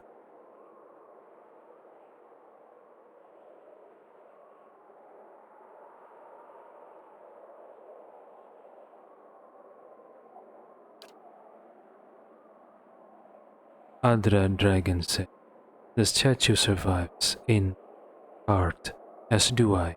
We are much changed, the both of us. She raises Adra laden wings, raised above you like a second ceiling. Nothing can feed upon the souls of thousands and remain the same. But you are the only one to have come so far. I cannot allow you to live, not now that you have seen this place. She said I'm the only one to have come so far, but earlier she said this is the place where Otnua's son was buried, so at least Otnua's reached this place, right? Or maybe she meant that I am the first one to have come so far after she has reached this state. Maybe. Arismital asks, you feed on the statue? Adra Dragon says, with the fall of the Engwithans, the statue has come to hold the souls of its time and of the era since. The dragon lowers her wing, and in consuming, I have gained what power and knowledge these fleeting lives provide. Every clumsy explorer, every mercenary and adventurer, their souls drift down and some are caught here, in what remains of Otnua's Titan. Any single soul is but a trifle, of course, raindrops in the desert.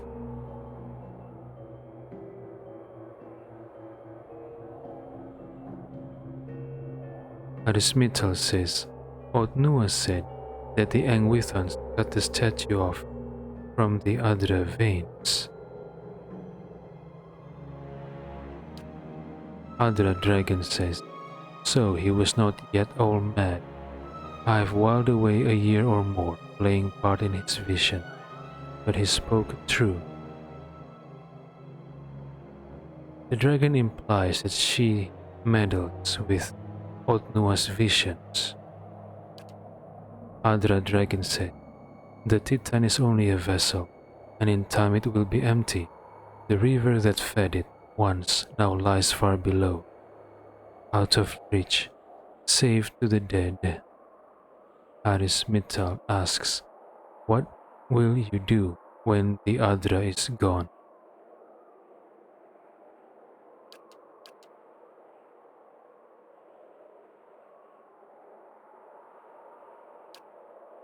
Adra Dragon says, what indeed?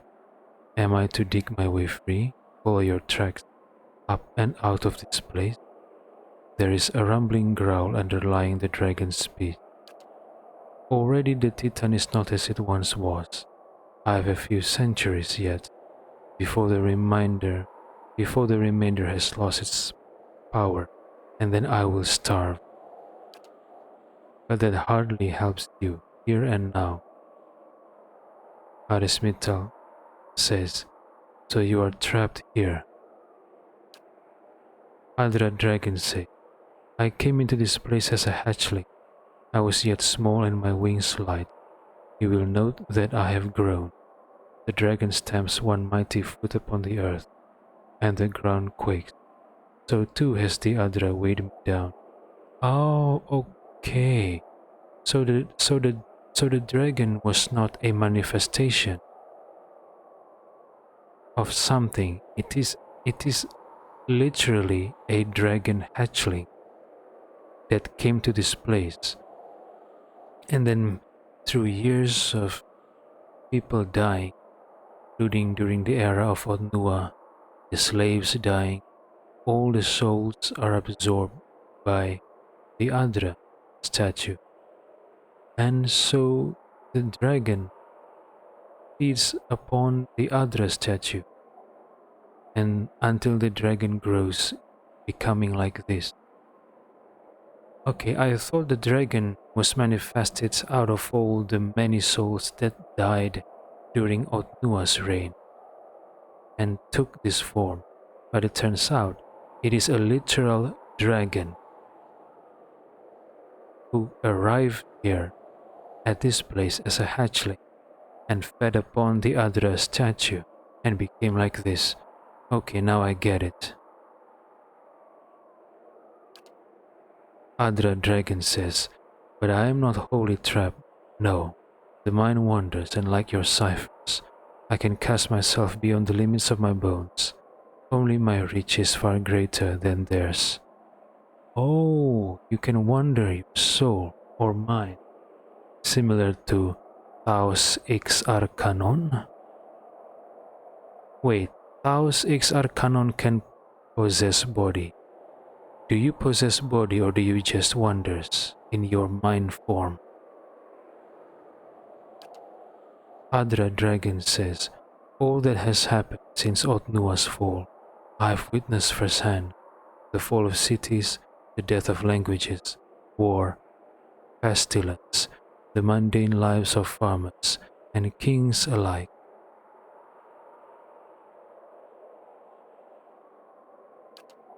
Entire days I have lingered in the low consciousness of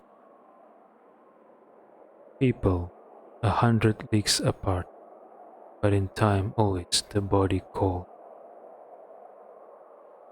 And here I return, the endless tide of treasure hunters, Adnua's sorrow. I have observed 100 lives upon the surface, and all are dear to me. But the flesh reigns.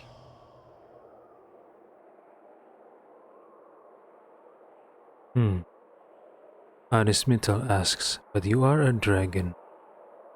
Isn't that better than being some?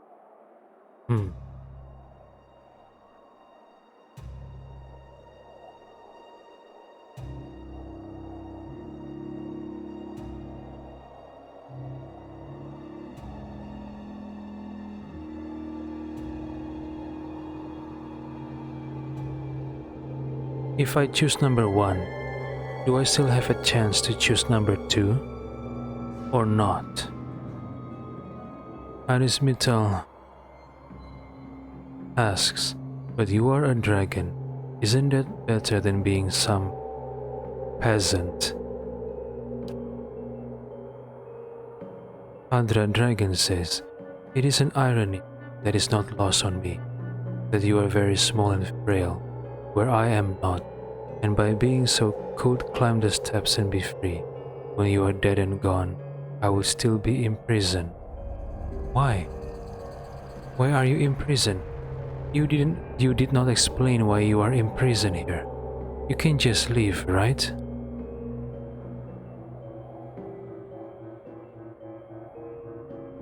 Oh, okay, I understand.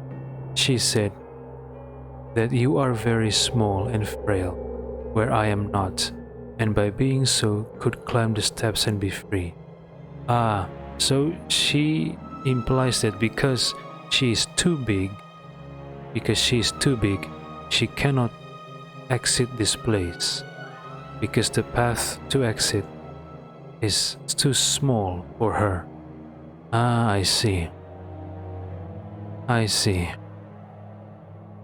Arismital says, is there no way to free you? Do you mean to dig me free? There may be a way, if you are willing. The dragon eyes you with curiosity. I cannot send the whole of my soul afield, not at once. But if you were to take something of mine past the boundaries of this place, I could obtain a new living vessel. A body with which I might wander the world, as you do. Arismetal asks, a vessel, so I would have to kill someone? Adra Dragon says we can not kill, but yes, someone of sufficient power that my soul will not burn their flesh to cinders. I have observed such a person in my journeys. There is a dragon hunter, Falanroid, who has girded her soul against such threats. I would be lying, Orla, if I said I did not also enjoy the irony of it. She lingers at the shrine of Galawine, within the scorched forest, the Black Meadow. Perhaps she means to rekindle that fading sense of victory. The dragon's laugh sends vibrations through your sternum. Arismetal asks, but what will you do in this new body? Yep, that's the important question. What will she do in this new body? The dragon looks up toward the dark upper reaches of the cavern. I know not. Leave out a final story. Everything which occurs to me once I am free. Arismetal, okay, so she just wants to leave this place. She just wants to live her life away and out of this place. And experience the world, I guess. But if I help her, that means I have to sacrifice this Falanroid girl.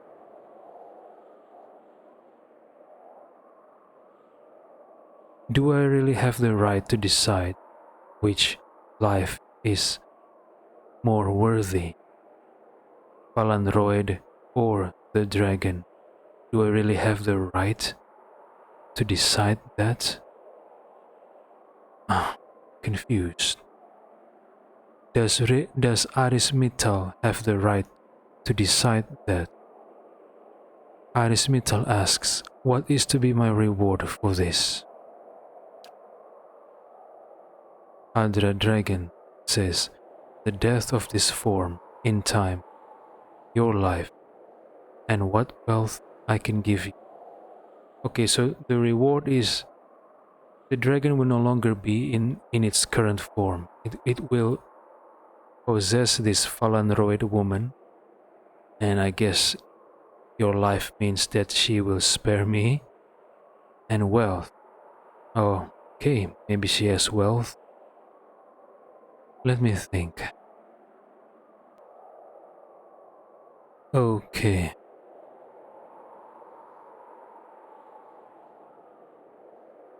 Arismetal doesn't want to sacrifice someone for the dragon to have its vessel, new vessel. But at the same time, there is a curiosity within Aris. No, not curiosity, but more like a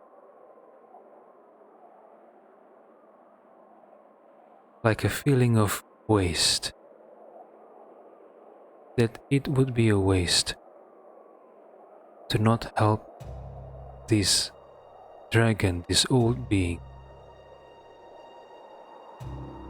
inhabits a new vessel and roam the world. An entity that existed since the time of Otnua, since the time of Engwithan. All those knowledge gathered within the dragon, through the souls she consumed, through the Adra statue.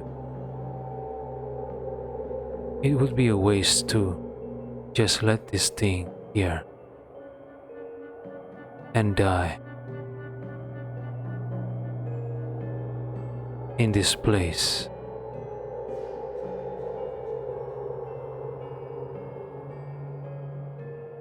So Arismetal is torn between the two choices.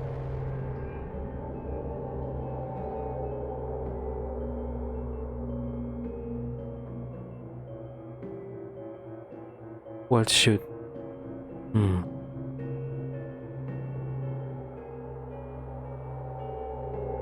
It seems Arismital needs time to think. Needs more time to think. Arismital says, I will help you. Then take the amulet. You will need to convince her by some means to place the amulet about her neck. With that conduit between us, I will have the means to displace her soul and gain my freedom. Andra Dragon says, but first, you must return to the place where you slew your predecessor. Set that skill upon the Titan's hand, and I will then move my soul within it, once you are out of reach. Know this, I will not be easily betrayed, nor will mere stone contain me if I do not wish it. Okay.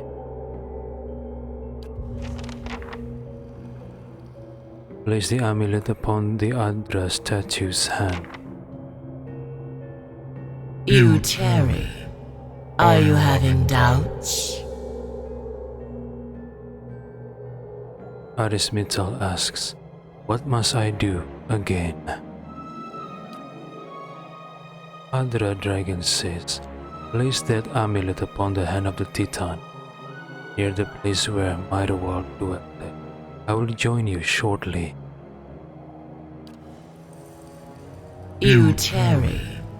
Are you having doubts? Arismital says, I'll be on my way.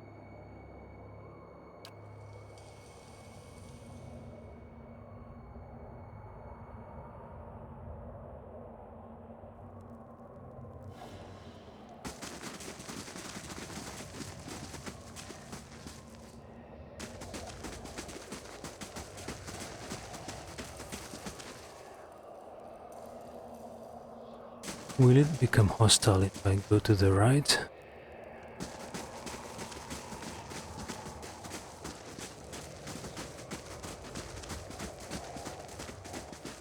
Mind your step, little thief.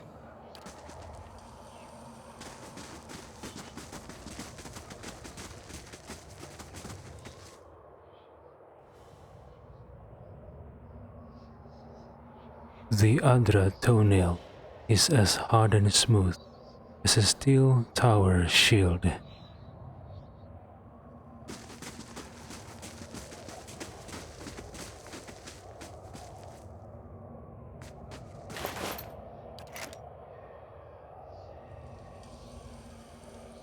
Andra gun? What is this?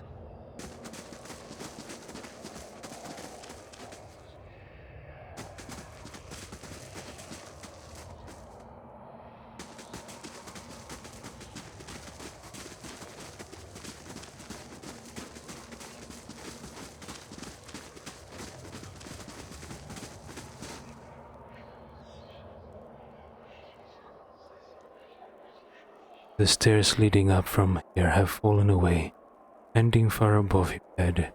The surrounding rocks, however, look sturdy and given enough time, you should be able to climb up.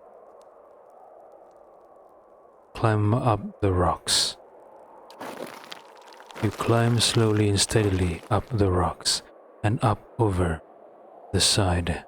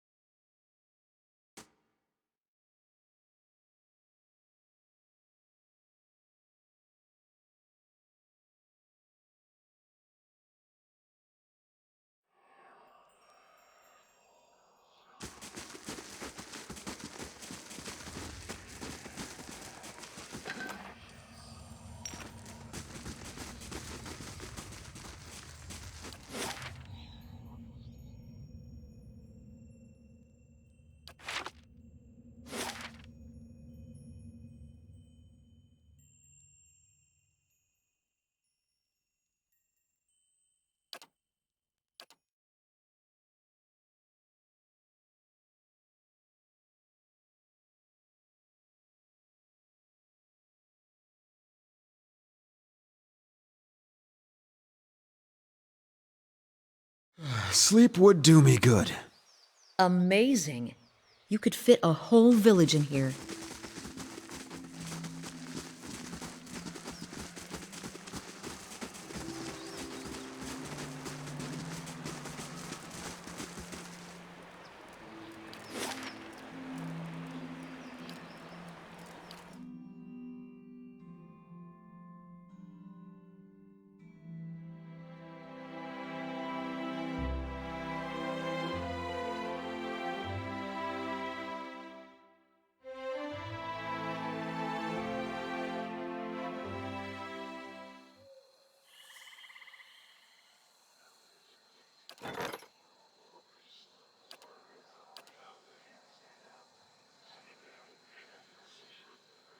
Security reports that vicious mercenaries will attack the stronghold in 5 days.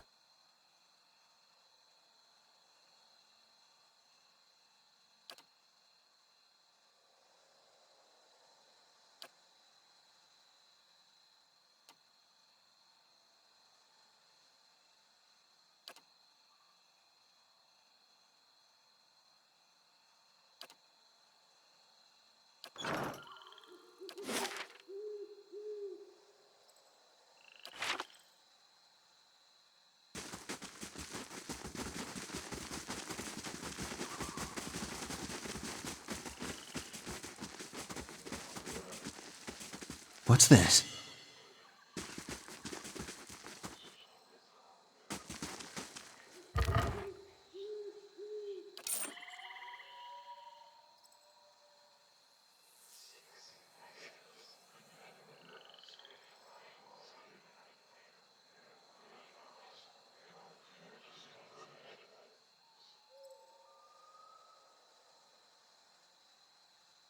Trees and shrubs have grown up around ancient, crowding this monument to Gala beneath their leaves.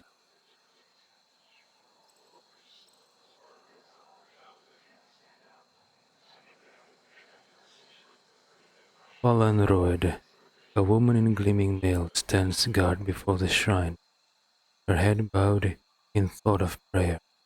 The clasp of her cloak bears the engraving of a dog's head. Hello! She looks up as you approach, discarding her solemn appearance for a crooked grin. Greetings, stranger. I have to say, you're a soft-footed one. Barely heard you coming along. Aris Mittal asks, who are you? Fallen of the Scorched Blade, perhaps the only Scorched Blade left. These days, hard to know for sure. Lately I spend more time tending the shrine than hunting drakes. Welcome. Fallen looks up as you approach, discarding her solemn appearance for crooked grin. Greetings, stranger. Don't see many travelers out this way lately. Shame, really. Aris Mittal says, tell me about the Scorched Blade. Fallen says, dragon hunters. She smirked. Or so we fashion ourselves. We worked very hard to ensure our prey never reached that stage.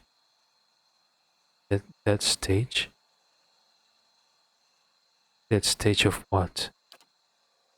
We were a ragtag bunch from the beginning. Started with clearing worm infestations, and then we began to hunt down the drakes. Members came and went. We earned some fame for ourselves after we helped bring down a full-grown dragon. We were glorious in our way, a glorious mess sometimes, but it didn't last. Some of our members fell in with the hounds, or else the Society of the Talon. Me, I don't much care for looting old temples, or rubbing elbows with high-born pricks, convinced they are Galawine's chosen. I'm content to hold up our banner all on my own. Aris Mittal asks, what are you doing out here? Fallen says, having a few words with the father of monsters. It tends to be a one-sided conversation. She smiles a little. I come out here on occasion. I try to keep the shrine clear of branches and the like. Are you here to pay respect? Ask the seeker god's blessing on a hunt? Arismital asks, is there any good hunting around here? Falanroid says, you would think so. I suppose it depends what you're hunting. Trolls and their kin live here in abundance, living off what bandits stumble into the brush. Oh, I forgot. I forgot to put the amulet in the statue's hand. Falanroid says, but most of the deer have moved on, and the more impressive beasts have already been slain. You might have better luck to the southeast. The Searing Falls or Elm Shore. Searing Falls? Yeah, I've been there. I killed a drake. Or was it a dragon? But I've never been to Elm Shore yet. Arismital says, farewell.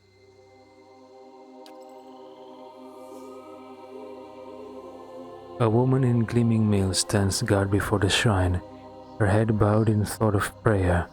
The clasp of her cloak bears the engraving of a dog's head. Good day to you.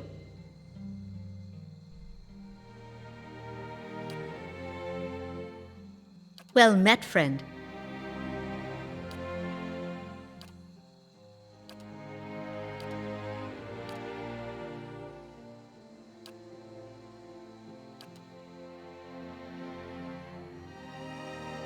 Arismital says, yes, I'm after a dangerous quarry.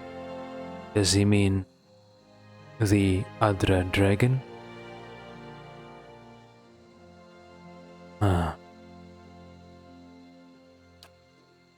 Falanroid said, no better time then. I'll leave you be. These things are best done in private, I find. Yeah, I forgot to place the amulet.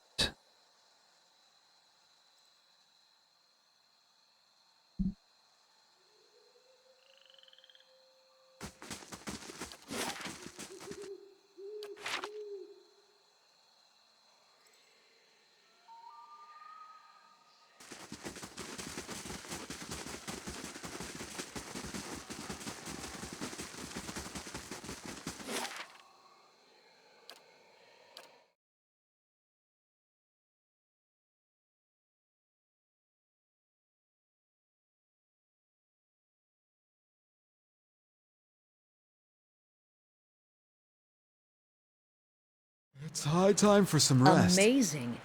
You could fit a whole village in here.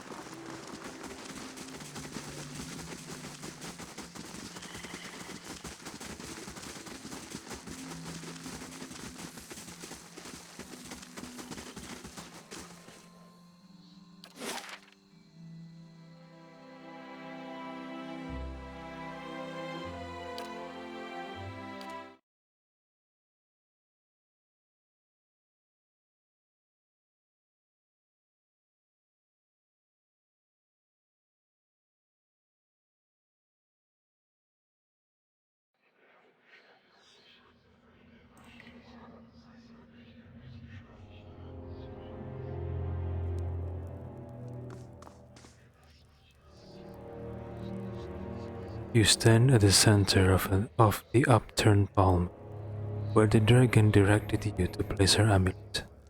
Place the amulet on the statue. You place the amulet carefully on the palm. For a moment, nothing appears to happen. Then as you look on, the Adra gem begins to glow faintly, and then steadily, gleaming like the dragon's own golden eyes. The amulet is warm to the touch when you retrieve it, and seems to hum with power. Find Falanroid, the dragon slayer.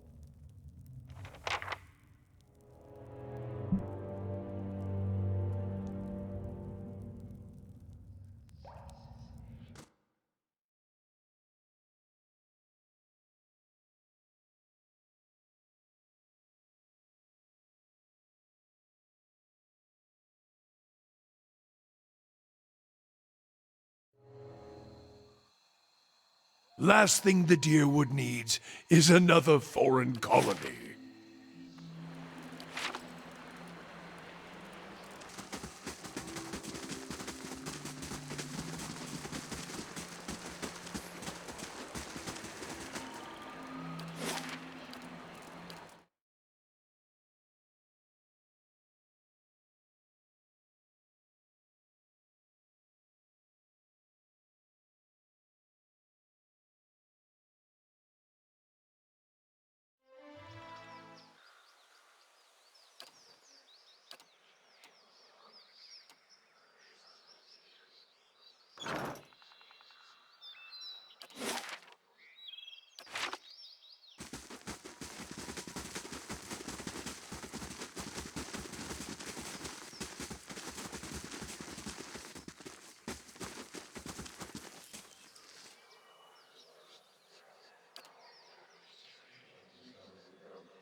The amulet rises in your pack, seeming almost to be alive.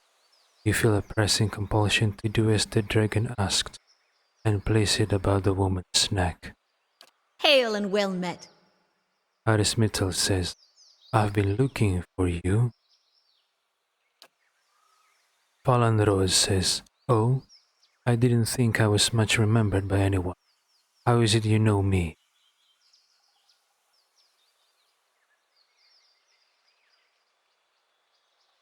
Arismital says, Idle talk in the pubs. Could I ask you some questions?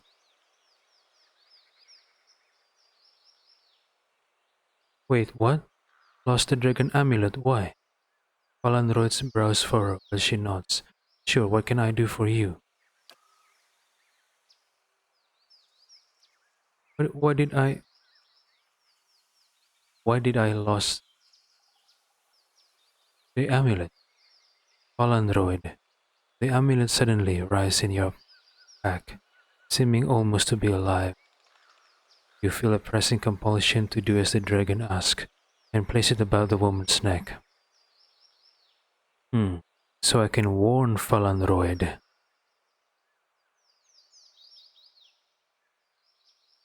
Okay, I think Arismital is going to change his mind.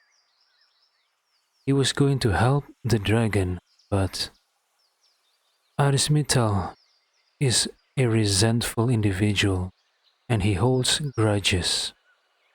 He doesn't forget. He may forgive, but he doesn't forget. And remember, the first encounter between Aris and the dragon is that the dragon threatened Aris. That is one, I think that is enough for Aris to have a bitter taste in his mouth. He resents being threatened like that, and he holds a grudge as a result. He doesn't like it. He wanted to help the dragon, but his resentment and grudge holding is far too strong, overcoming his desire to help the dragon be free.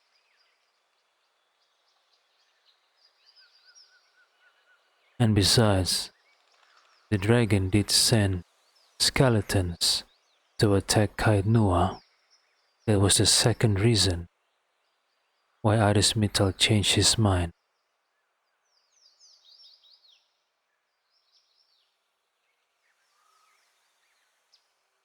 I think those two reasons are enough for Aris to change his mind. Aris is a fickle individual. One time he wanted to help the dragon, the next he wants to help warn Falanroid.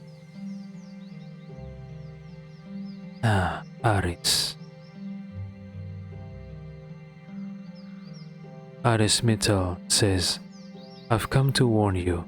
It's a long story, but let's just say that there's a dragon with its mind set on your corpse. Almost as soon as the words clear your lips, the amulet you hold shatters with a loud crack. You feel a foreign cresting wave of anger come upon you, and then the feeling is past. Falanroid studies you with sober interest. It seems she wasn't happy about you telling me the truth. Aloth says, I suspect Falanroid is right.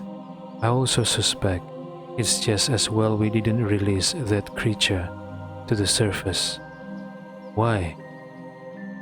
I know why Aris changed his mind, but please do tell me, Aloth, why do you think we shouldn't release that dragon to the surface in the human form? Falanroid says, I certainly am, however. It must have been tempting, but dragons make poor allies. Our ways are alien to them, and they don't much care about keeping promises. Really? Have you encountered or experienced dragons breaking their promises? Tell me about it. What? I didn't... Aris Mittal was granted Skillbreaker. I think I skipped a dialogue. Falanroid said, I fear you've made a powerful enemy, one that you should seek out before it comes for you. For what you've done, I owe you thanks, and more besides. I'll teach you what I've learned in my time fighting her kind, and you can go better prepared into that battle. Okay. Thanks, I guess. If you really want to help me, why not come with me? Bolster my group. Help me fight the dragon, no?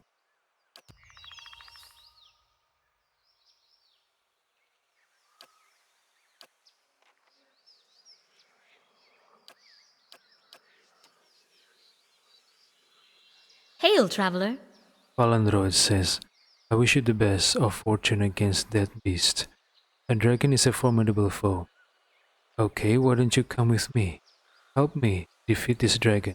I will pay you. Aris Mittal is rich. A nobility from Examital, and now a lord of Kaidnua. Not interested? Alright.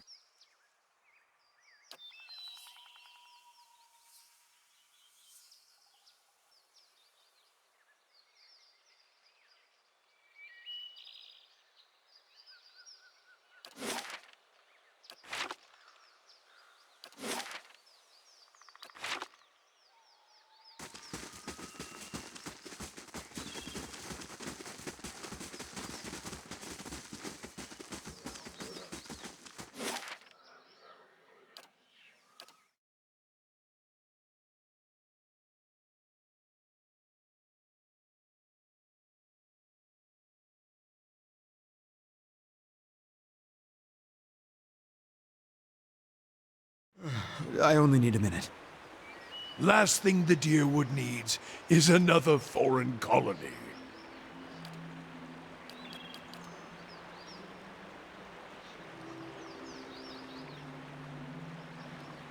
Okay, while I'm here, I think I'm going to resolve this impending invasion.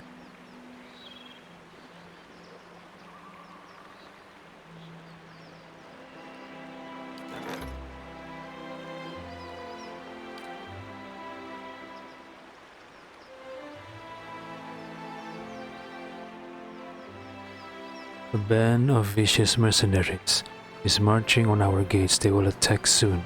Manual resolve.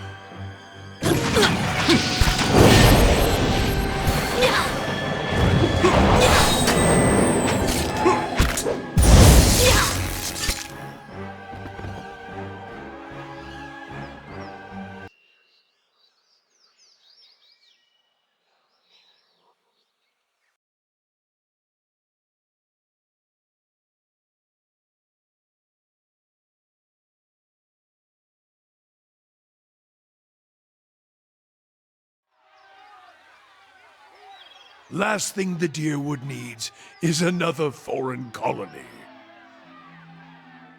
Okay, let's sleep before we face the dragon, my companions.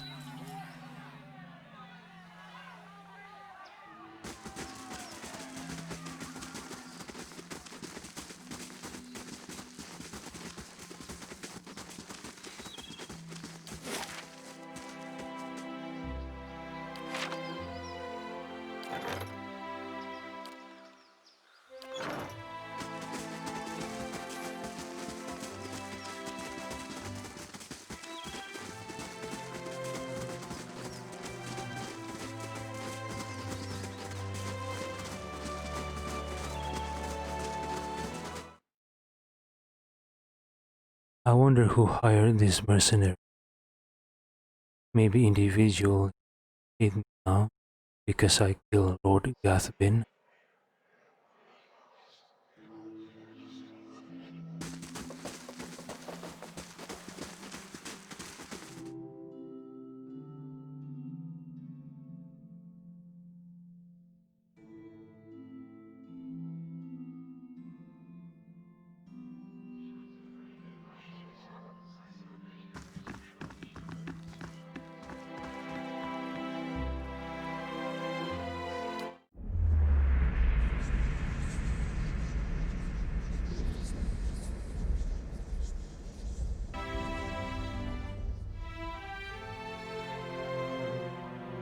You awake to see Durance, his staff held in both of his hands before him. A flame flickers at its top end, casting long shadows across his face as he stares in contemplation. Still, for all the light of the fire, your eyes can't focus on him. Perhaps it is awakening from sleep, or a trick of the light, but he seems indistinct, blurred around the edges, everything except for the staff.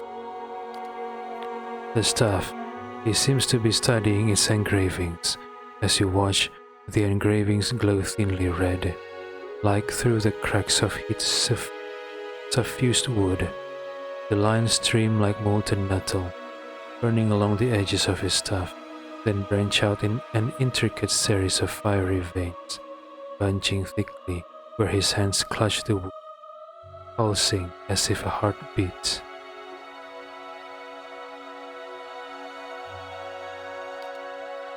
As you watch, the veins spiral into a dozen separate circles, that spiral again until they are arranged in a circle of their own. They pulse, wait, and all is strangely silent, and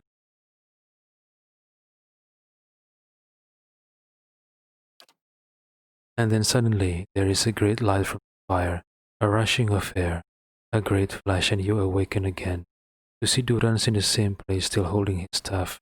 But he is solid, real. He doesn't seem to have noticed you, or reacted to what occurred.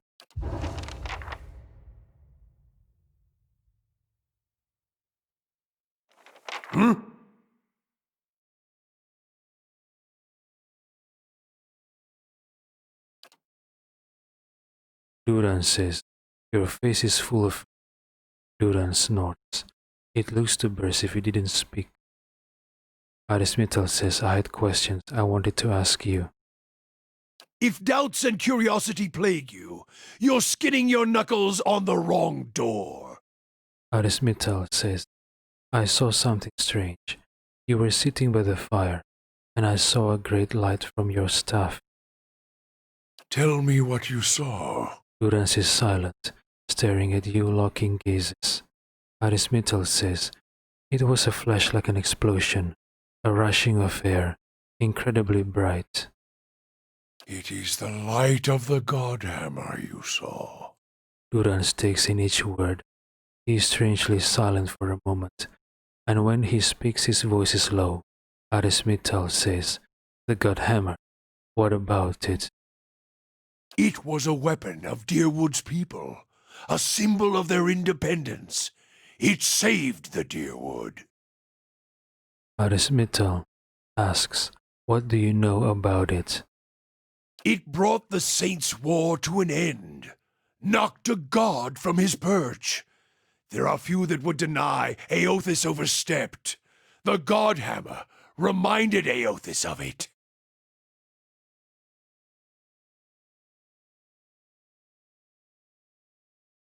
Durance's voice remains low, steady, as if repeating something he said many times before, either out loud or to himself. Durance's face becomes stone.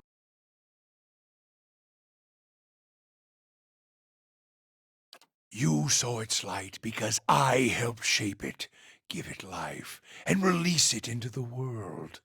Once seen, its glory is almost too bright to be believed, and too bright to be forgotten. Durance swallows, nods. Wait, the god... Oh yeah, it happened 15 years ago, right? The war with the Reatseras? Okay, I'm confusing it with the War of Defiance. It happened... what, 100 years ago? Arismital asks, "You helped build the god hammer?" There were 12 of us. We fashioned the weapon, drafted plans for it, prayed for guidance at Ashfall, and it came to me there. Each of us were given a staff made from the forest of black trees around us, glowing with embers and fire far greater than this branch you see now. Durance nods. It felt as if the staff was Margaren's own finger, guiding my hand, guiding the other 11, the shadows of the 12 who would come to stand on the bridge to stop Aothis.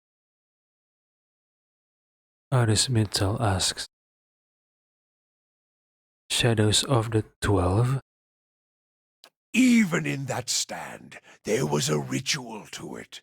For the 12 that stood on the bridge, there were a dozen shadows cast, a dozen faithful of Margren, her fiercest supporters and shapers of the Godhammer." Wait, so Durance is saying that the other 12 individuals that along with Durance created the God Hammer, and these same 12 individuals were the 12 people that made a stand on the bridge to stop White One's advance. So Durance's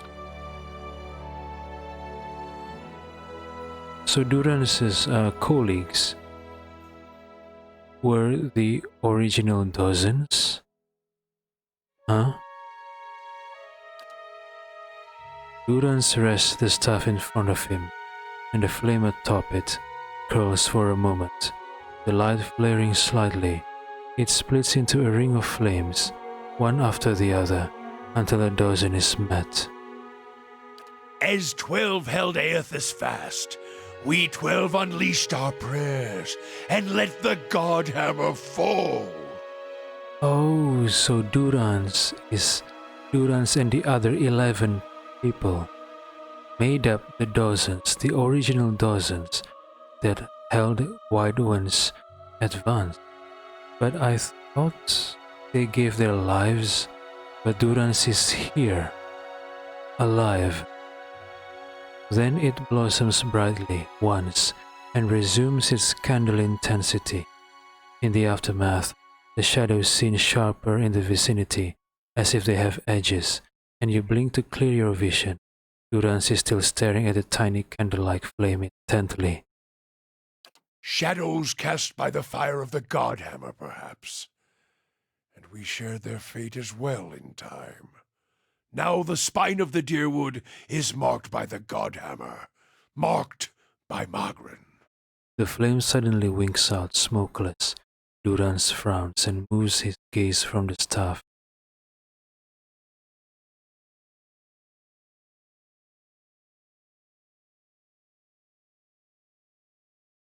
Arismital asks, "What do you mean, shared their fates?" Not all deaths come with stilled breath and stilled heart, or other stilled passions beneath the waste. Some deaths come from silence. Durance grunts, adjusts the cord of his robe. The connection we once shared with Magrin. After the light of the Godhammer, it was not the same. It was as if we'd lost our senses, and sense of purpose as well. Instead of victory, being welcomed, there was silence, within and without. Not many can claim to have killed a god. It is less a heroic tale than you would think. And such a death, it changed our faith. All faiths, I expect. Doubt followed, and the world changed. I do not believe Magrin was pleased by what we had done. Durance returns his gaze to the dead tip of the staff. Why does Durance say that Magran was not pleased by their actions?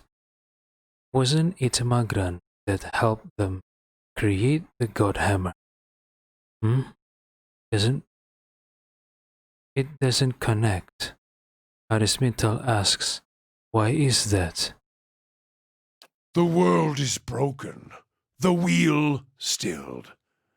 There is sickness in the world's heart, perhaps the price of crossing a god. Durance scratches at his pox scar, then stops and withdraws his hand, studying, frowning. Crossing two gods. Even as Magrin shaped our hands, perhaps we carried her will farther than was allowed, just as Widewind did. Saint Widewind. Mortal arrogance to match mortal arrogance. Oh, so Durance think that even though Magran helped them create the Godhammer, their action is beyond what Magran allowed. And he implies that Widewan, calling himself a saint, also taking things beyond what Widewan wanted to do. I mean, what Eothas wanted to do. Interesting. Well, if he says that Magran was not pleased because they went too far, well, I'll take his words. But regarding Widewan, I don't know. They were enemies, so I rather have answer from Widewan. But Widewan is dead, so I can't have that answer. Yet if the world had changed, then I sought to change with it. If I had forgotten some of Magrin's teachings, I would find them again. I would make her see me again. Arismital asks, "What did you do?" I remembered Magrin's teachings, how reminders on the flesh were more important than the death of a vessel. And I wondered if killing Aethys, if that had simply set him free. Had it allowed him to escape his punishment and be taken on the wheel, like a mortal? Durance frowns. Durance's voice takes an odd upturn. For once, it feels like he is genuinely asking a question. He shakes his head. Okay.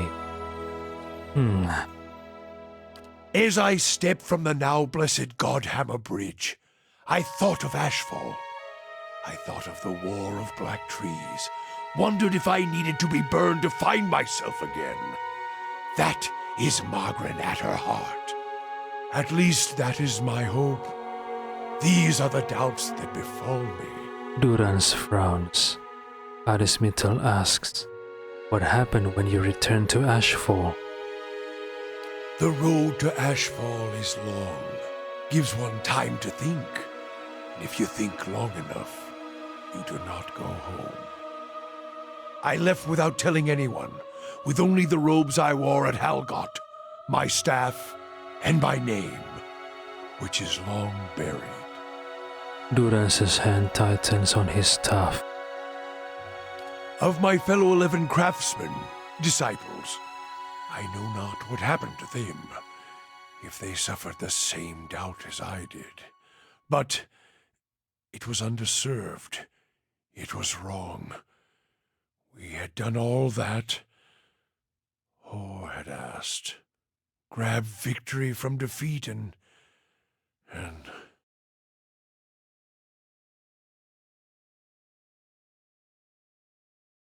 Adesmittel asks, "Do you feel as if you betrayed your god?" There is something about being used and cast aside. Perhaps Widewen himself felt it.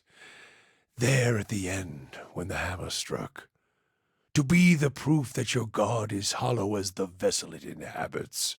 Durance's eyes narrow, as if focusing on some inner thought.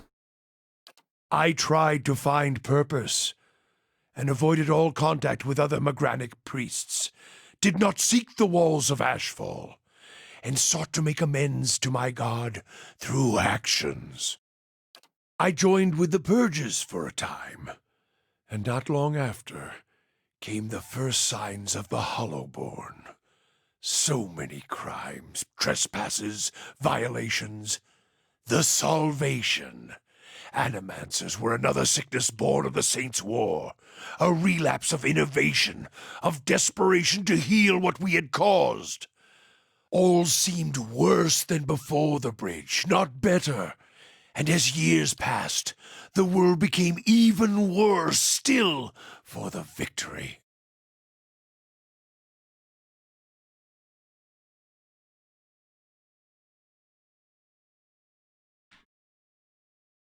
So Durance joined in the Purges of Eothasians. Wow. Does Eder know about this? I wonder what would Eder say if he knows that Durance participated in the purging of Eothasians. Wow. I don't dare to imagine how Eder would react to this knowledge. Adesmittel says, maybe the purges weren't what Magran wanted either. Sweat collects in the sooty creases of Durance's forehead and runs down his ruddy cheeks. It drips from the tip of his nose.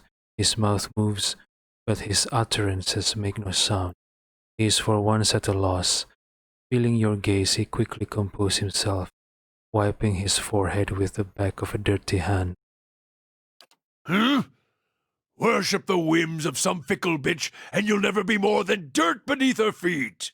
Worship what she worships, on the other hand. Take her fire for your own, and her esteem comes on its own. Of course, by that time you no longer need it.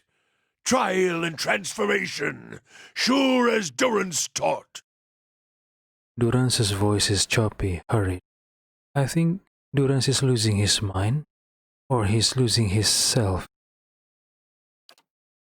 Durance glares at you, and staring into his eyes gives you the feeling of peering over the edge of a great cliff. You think to put the coals to my feet, but what's burned once will never burn again. These talks are your trial, Watcher. You cannot deflect the truth to one who has already been purified by it. Why do you direct it at me? You were just saying you were just telling stories about your actions in the past and how you have doubt. And why are you deflecting this issue to me now? Arismital says, "Tell me what happened on the bridge." Duran says, "We chose the bridge because we could control it."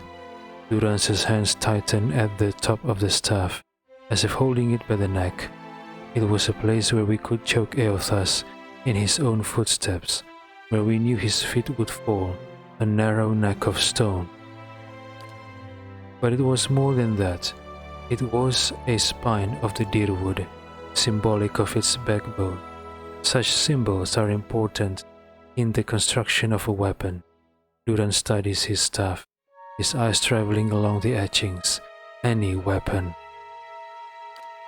Duran's face hardens, and his eyes burn, his eyebrows narrowing. I suspect Eothas knew that as well, and so did his vessel in its arrogance. His hand tightens on the staff. He intended to walk upon the bridge as if walking on the backs of the deerwood, and we intended to burn him with the light of our faith and his, 12 on the bridge, 12 in the shadow, and give ourselves to it. What do you mean 12 on the bridge, 12 in the shadows, huh? Arismital asks, "Gave yourselves to it?" We put much of ourselves into the Godhammer. Such a device is not simply a machine. There are elements of the spirit in it, even Widewind's spirit. Durance frowns. Huh? Wait, the device use spirits and Widewind's spirit? Arismital asks, elements of the spirit? Each of the 12 who brought the Godhammer forth would have done anything to save the Deerwood, save its people. It is why we were chosen. Each of us hated this pretender. That rage, that spirit, that rebellion went into our work, and went into studying him as well. Durance's face twists into a snarl. Arismital asks, Widewind? Why? We all studied Widewind. He was our enemy, and he had provided the flesh the god wore as a cloak. That flesh made him vulnerable. I knew what fields his hands had tilled, his family, what he had harvested, where he had been born. We sought to know him, what had led him to fight us. Arismital asks, why was that important? You don't kill the god. You kill the man it inhabits. And you leave that man a ruin. Burn him to ash. The weapon was meant to not only burn his flesh, but it would burn his soul. And it did. At the cost of our own. And at the cost of our goddess's favor. That whore be damned. Yeah, I still don't understand. If Magran doesn't want them to use the weapon, why did she help them in creating the God Hammer? Something's not right, or maybe I'm just too slow to understand what Durance is trying to say.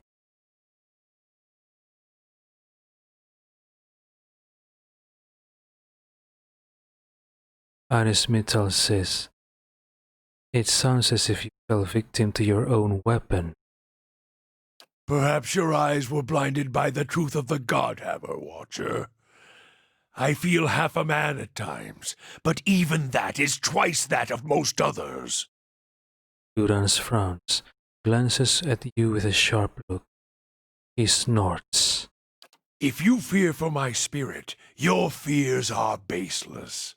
The Godhammer, seeing its light, only fueled my anger and made me stronger. Made me re-examine the teachings of Magran, put them in a new light. Durance shakes his head, but there is a tension in it. He's flushing red. Arismital says, it looked as if there was only part of you, as if your spirit had been sheared in half. I do not need you to cast any more questions on me, Watcher. Nor did I ask you to look upon me without my leave. Get gone, and leave me be. Duran snarls, his face a feverish red. Oh great, now he's angry.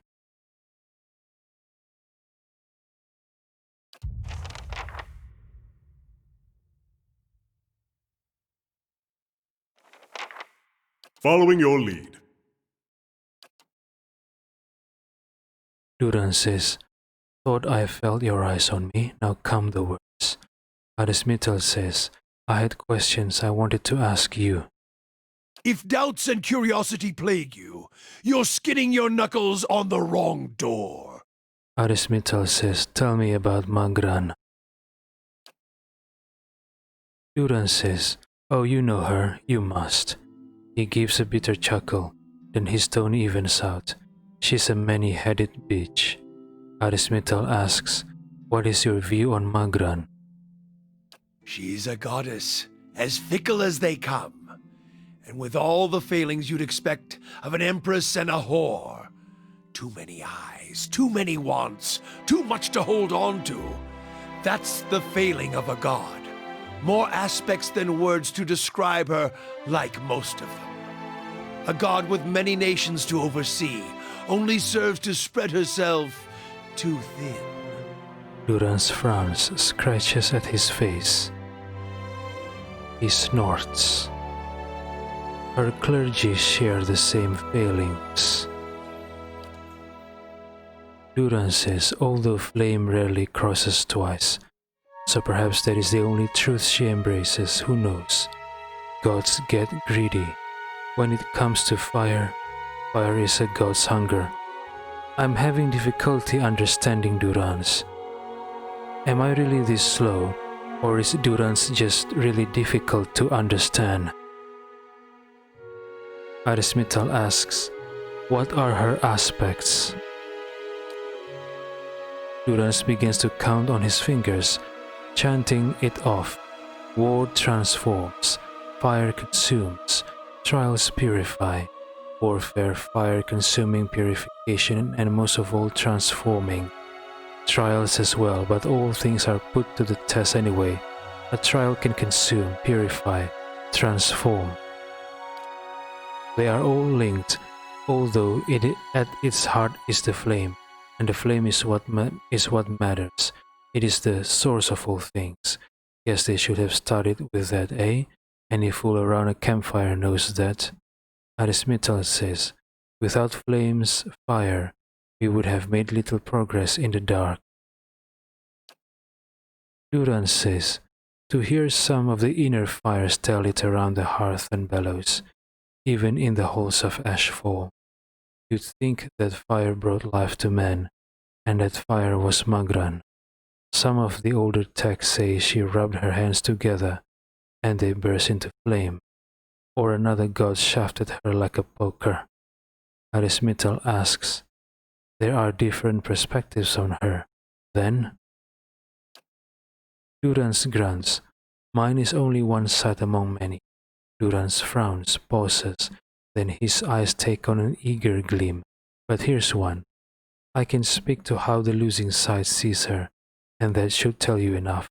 Let me speak to what an Idiran sees. Arismital asks, and what does an Idiran see?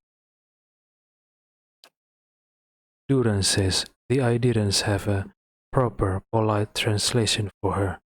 Excellence in war, tactical discipline. He snorts. That's why they lost the effing colony, of course. They were properly still quoting that while we had them bent across the decks. So I take it that Aidir does not worship Magran, or at least the majority of Aidirans don't worship Magran.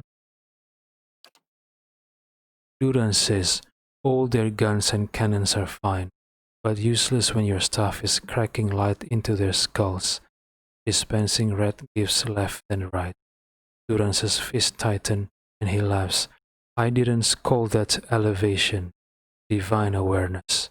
Those words are as welcome as feces on one's boot, and that's all they took back with them while they were running. Duran shakes his head. A lesson learned at the wrong time. Almost feel pang of sympathy for them, almost.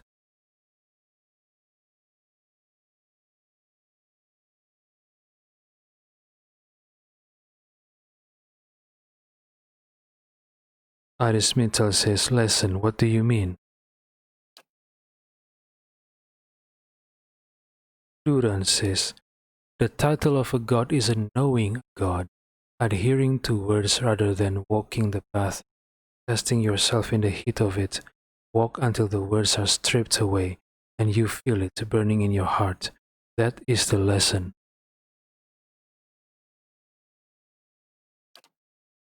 That I didn't. Politeness, that pretty adherence to the word of Scripture as they saw it, that burned their ships, scarred them, kept them running throughout the Deerwood campaign. He snorts, divine awareness. There's no true faith in waiting to be tested. The best in battle have already shit themselves plenty, shit themselves until they dry and can focus on the killing. Aris Mittal says, "Enough about Magran. I have other questions." "Yes, because it's hard for me to make sense of what you said. I can understand here and there tidbits, but sometimes you start talking that doesn't have any connection or make sense. In my understanding, like I said, either you are really hard to understand, or that I'm really that slow." I suspect the answers will seed more questions. Aris Mittal says, tell me about Magran." Aris Duran says, "I fear you may not like the heat by the fire, Watcher, but if you can't bear it, then I will tell you what I know." Aris Mittal asks, "Does she have any allies?" Some, shaped for hunt and war. Abidan the Golem, Galawain and his beasts. The latter keeps us honest and awake. The other makes the tools by which we punish those who are not.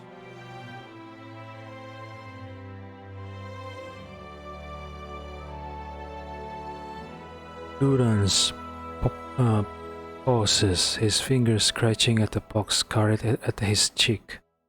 Duran lets his free hand form a double grip on his staff. "How do you do a double grip with one hand?" Aris Mittal asks, "Abidon?"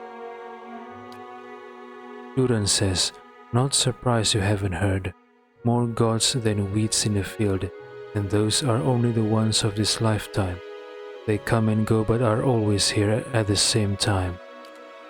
Abidon used to look human, Duran's grunts, got killed, then built a new body for himself. Transformation, with Magran's help. Perhaps she needed her own blacksmith to tend the fires. If so, Abidon serves it. Duran's frowns. He's a weapon, a tool, not a god in my mind. Still, the people of Deerwood, the cities especially, hold him dear, so be it. Although if the reward for hard work and craftsmanship is a body like his, I'll keep my blood and my cock and hips to thrust it with. What? Aris Mittal asks, "You also mentioned Galawain?" Duran says, "Monster father, the great hound, and as for monsters, this world has quite a bit, and not just the ones on two legs. It's as if he's made monsters solely to hunt them, to remind men of their place. He's busy making more, I suspect, more monsters than sense, variation upon variation." "Hun," Aris Mittal asks, "what do you mean?" Duran says his aspects are a confusing bunch, and considering that he respects reversals of fortune, especially in beasts, perhaps not so confusing. No reason why Magran and he share a bed. In my eyes, even if he does believe in the trial, a filthy Orlan god in many ways, howling and mewling perhaps like they do. They can keep their beasts. I'll take the fire and weapons any day. So, Galawain is a god for the Orlan. Hey, what did you say about Orlan, Filthy Durans. Arismetal says, okay, the second option is Arismetal getting angry. Arismetal says, not all Orlans worship him.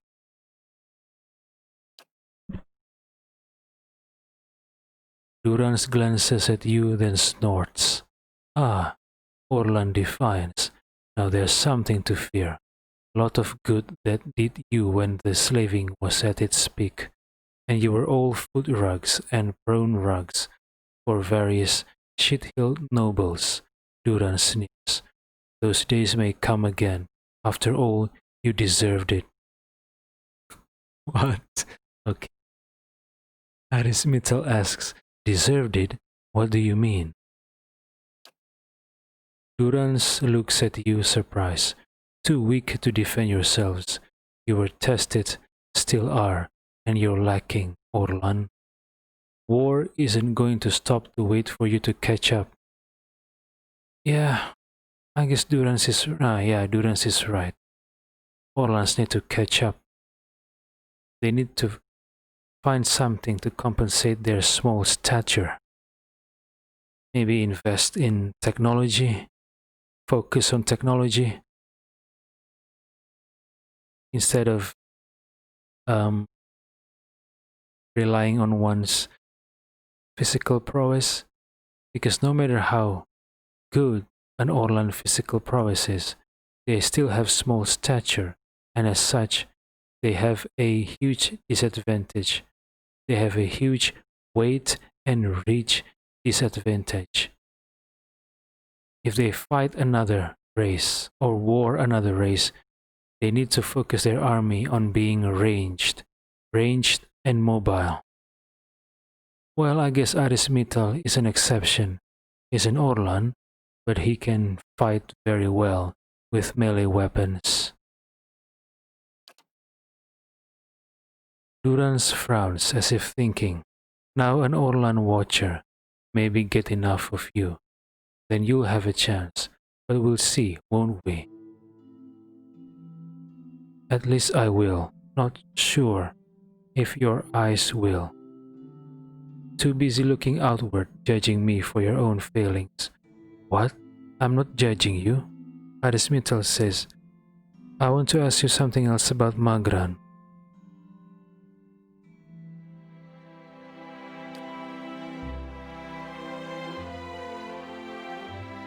Duran says, stare too long into the fire, you might blind yourself, watcher. Duran chuckles. That and touching yourself might do the same. You mean masturbating can make you blind? How do you know? Arismetal asks, who are her enemies? Duran says, do you have Wild's eyes painted on your skin? There's more mysteries than questions, and even a marching force of answers won't placate you. Even soldiers need to let their thoughts settle, just as their priests do, alright?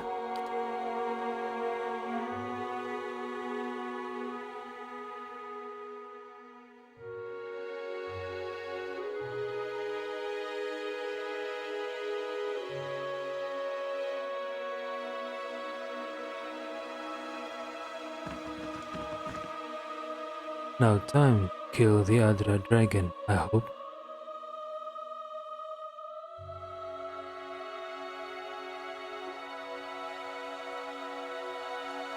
Of course.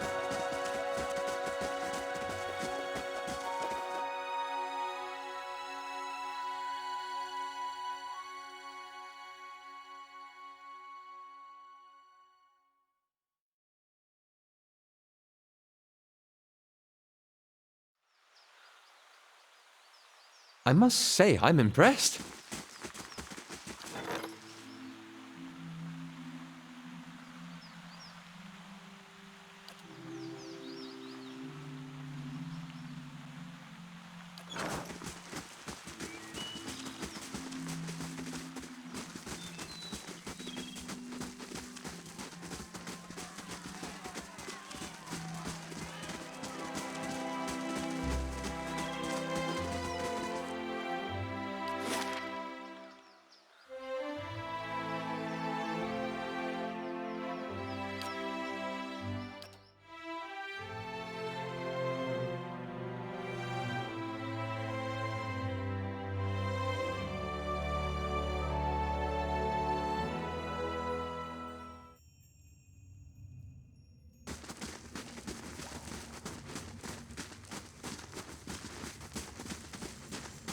I'm here.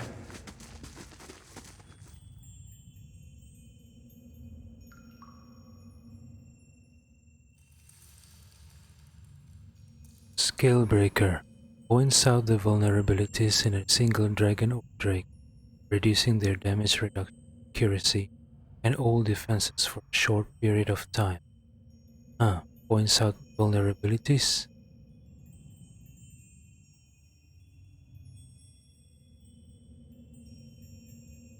Yes?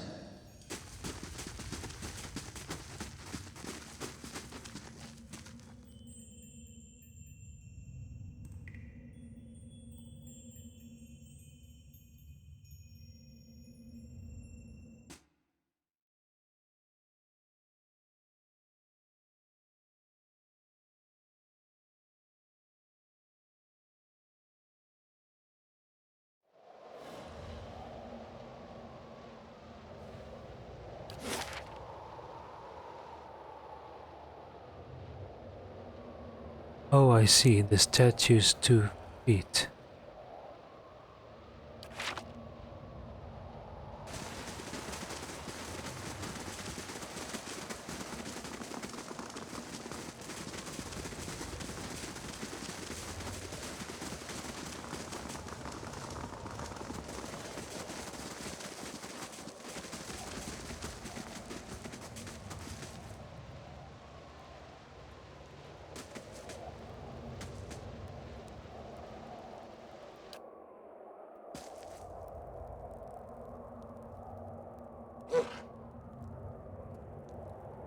I'm here.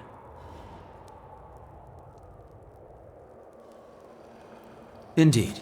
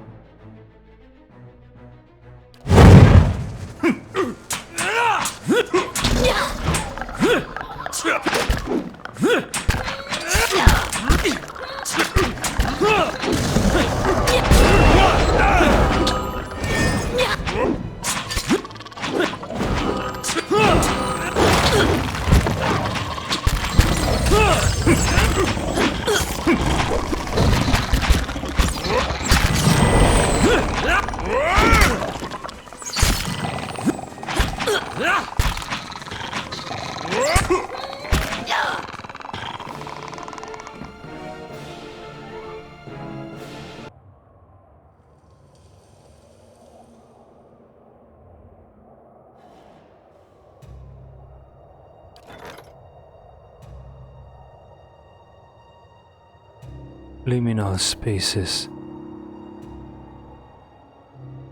Pursuing an animancer through the solid rock of Eora proved to be a difficult task for Nasu. After inquiring with various Vailian cartographers and explorers, Nasu was able to traverse a huge cave network in the mountains north of Gualfi that traveled along several long veins of Adra. It took the help of 5 accomplished animancers to contact Aseta, who communicated back to them through flashes of images traveling along the Adra. Unfortunately, the pulsing in the Adra alerted a particularly hostile community of Vithrak, who temporarily forced Nasu and the animancers to retreat to another part of the cavern network. Though Aseta communicated that she could not return, she suggested she was someplace new and wonderful. Images of vast, fantastic spaces filled the heads of the animancers and Nasu. Then the communication stopped. The animancers attempted to resume contact, but after days of trying decided it was futile. The Songreta Dukala of Iagepe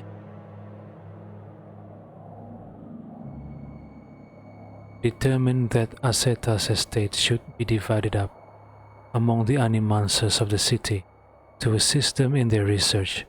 To Nasu they gave a strange and elaborate brass and Adra helm. A number of animancers were infuriated by the Songreta Dukala's decision, but the Duke could not be persuaded to overrule them. Why are the Animancers infuriated?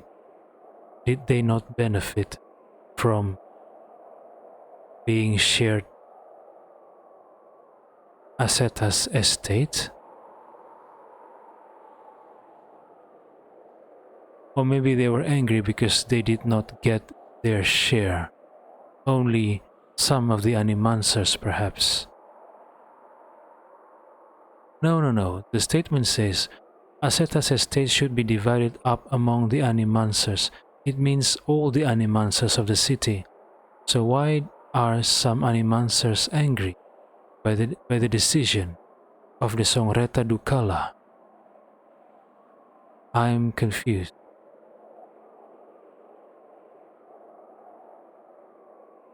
Oh, maybe they were angry because the Dukala decided to give Nasu an elaborate brass and Adra helm. Really? Is that why they're angry?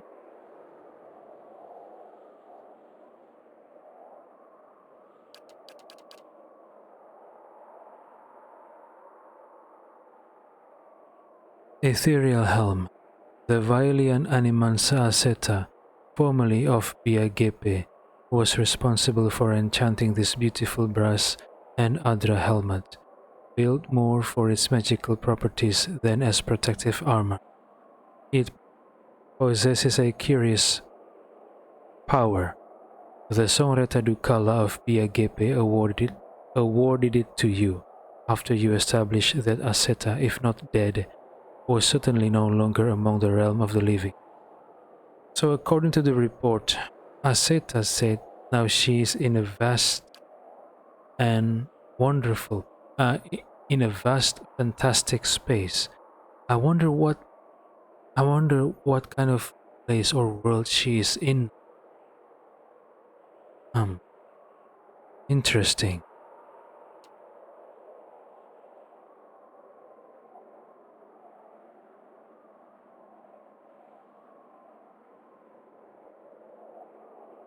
And no one knows how Aseta managed to travel through to the other side, following the Adra veins, I guess. Interesting.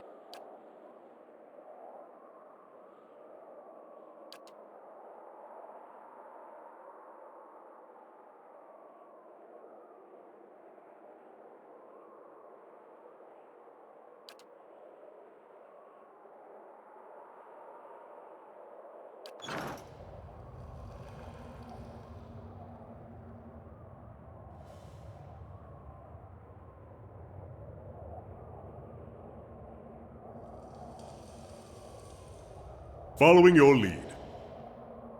I'm here.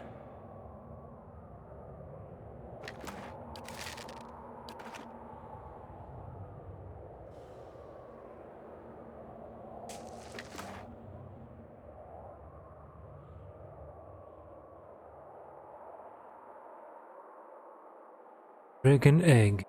While full-grown dragons can grow to titanic proportion, their eggs start out just larger than a human torso. They make for very filling meals if one is willing to brave the risk of raiding a nest.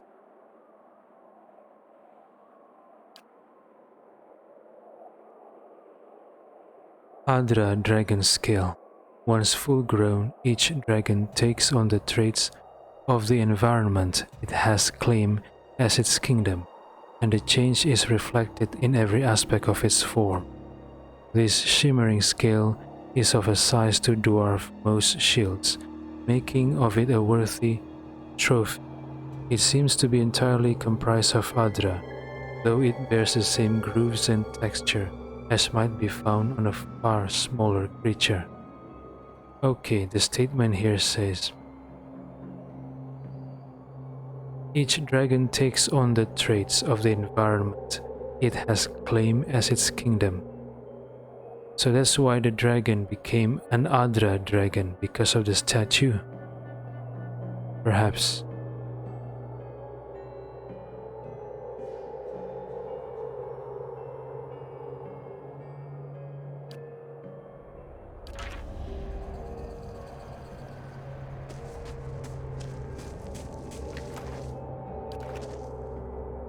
I shall.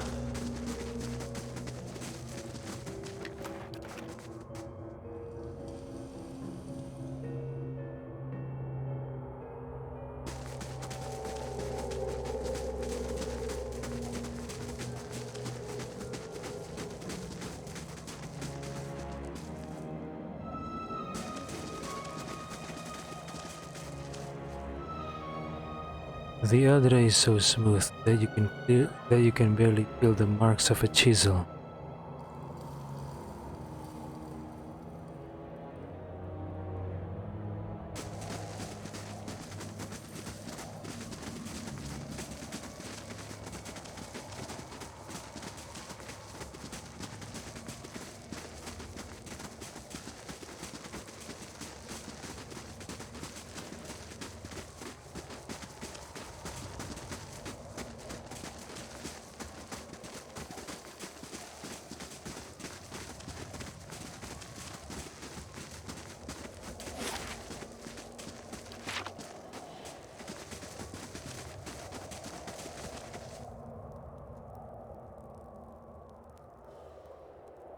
Anna said, gold enough to state even drag.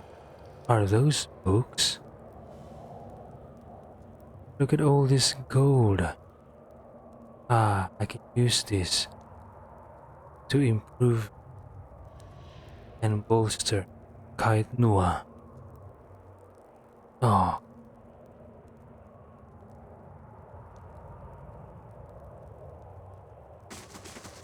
Nice and quiet.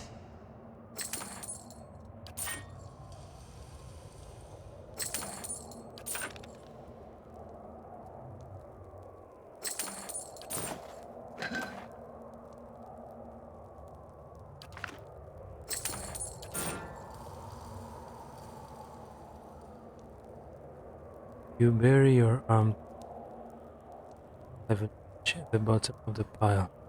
Wow, so much.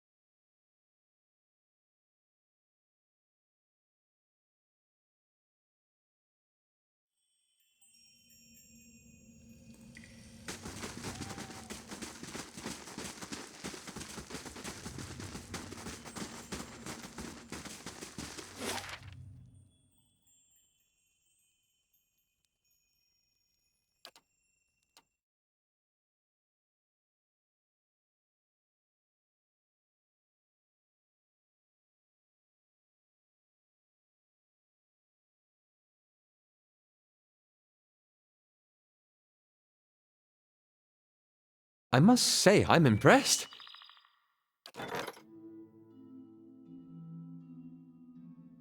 A wanted criminal by the name of Neri the Deft Man has arrived at the stronghold seeking aid in fleeing the Deerwood.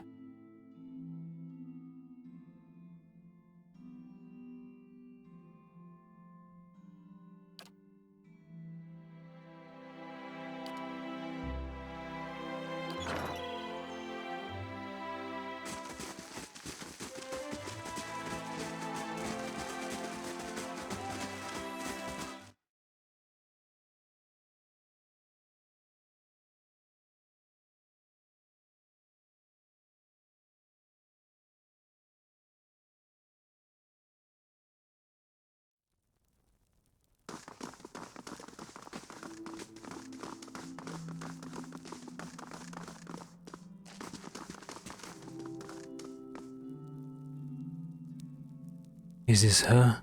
Neri the deft hand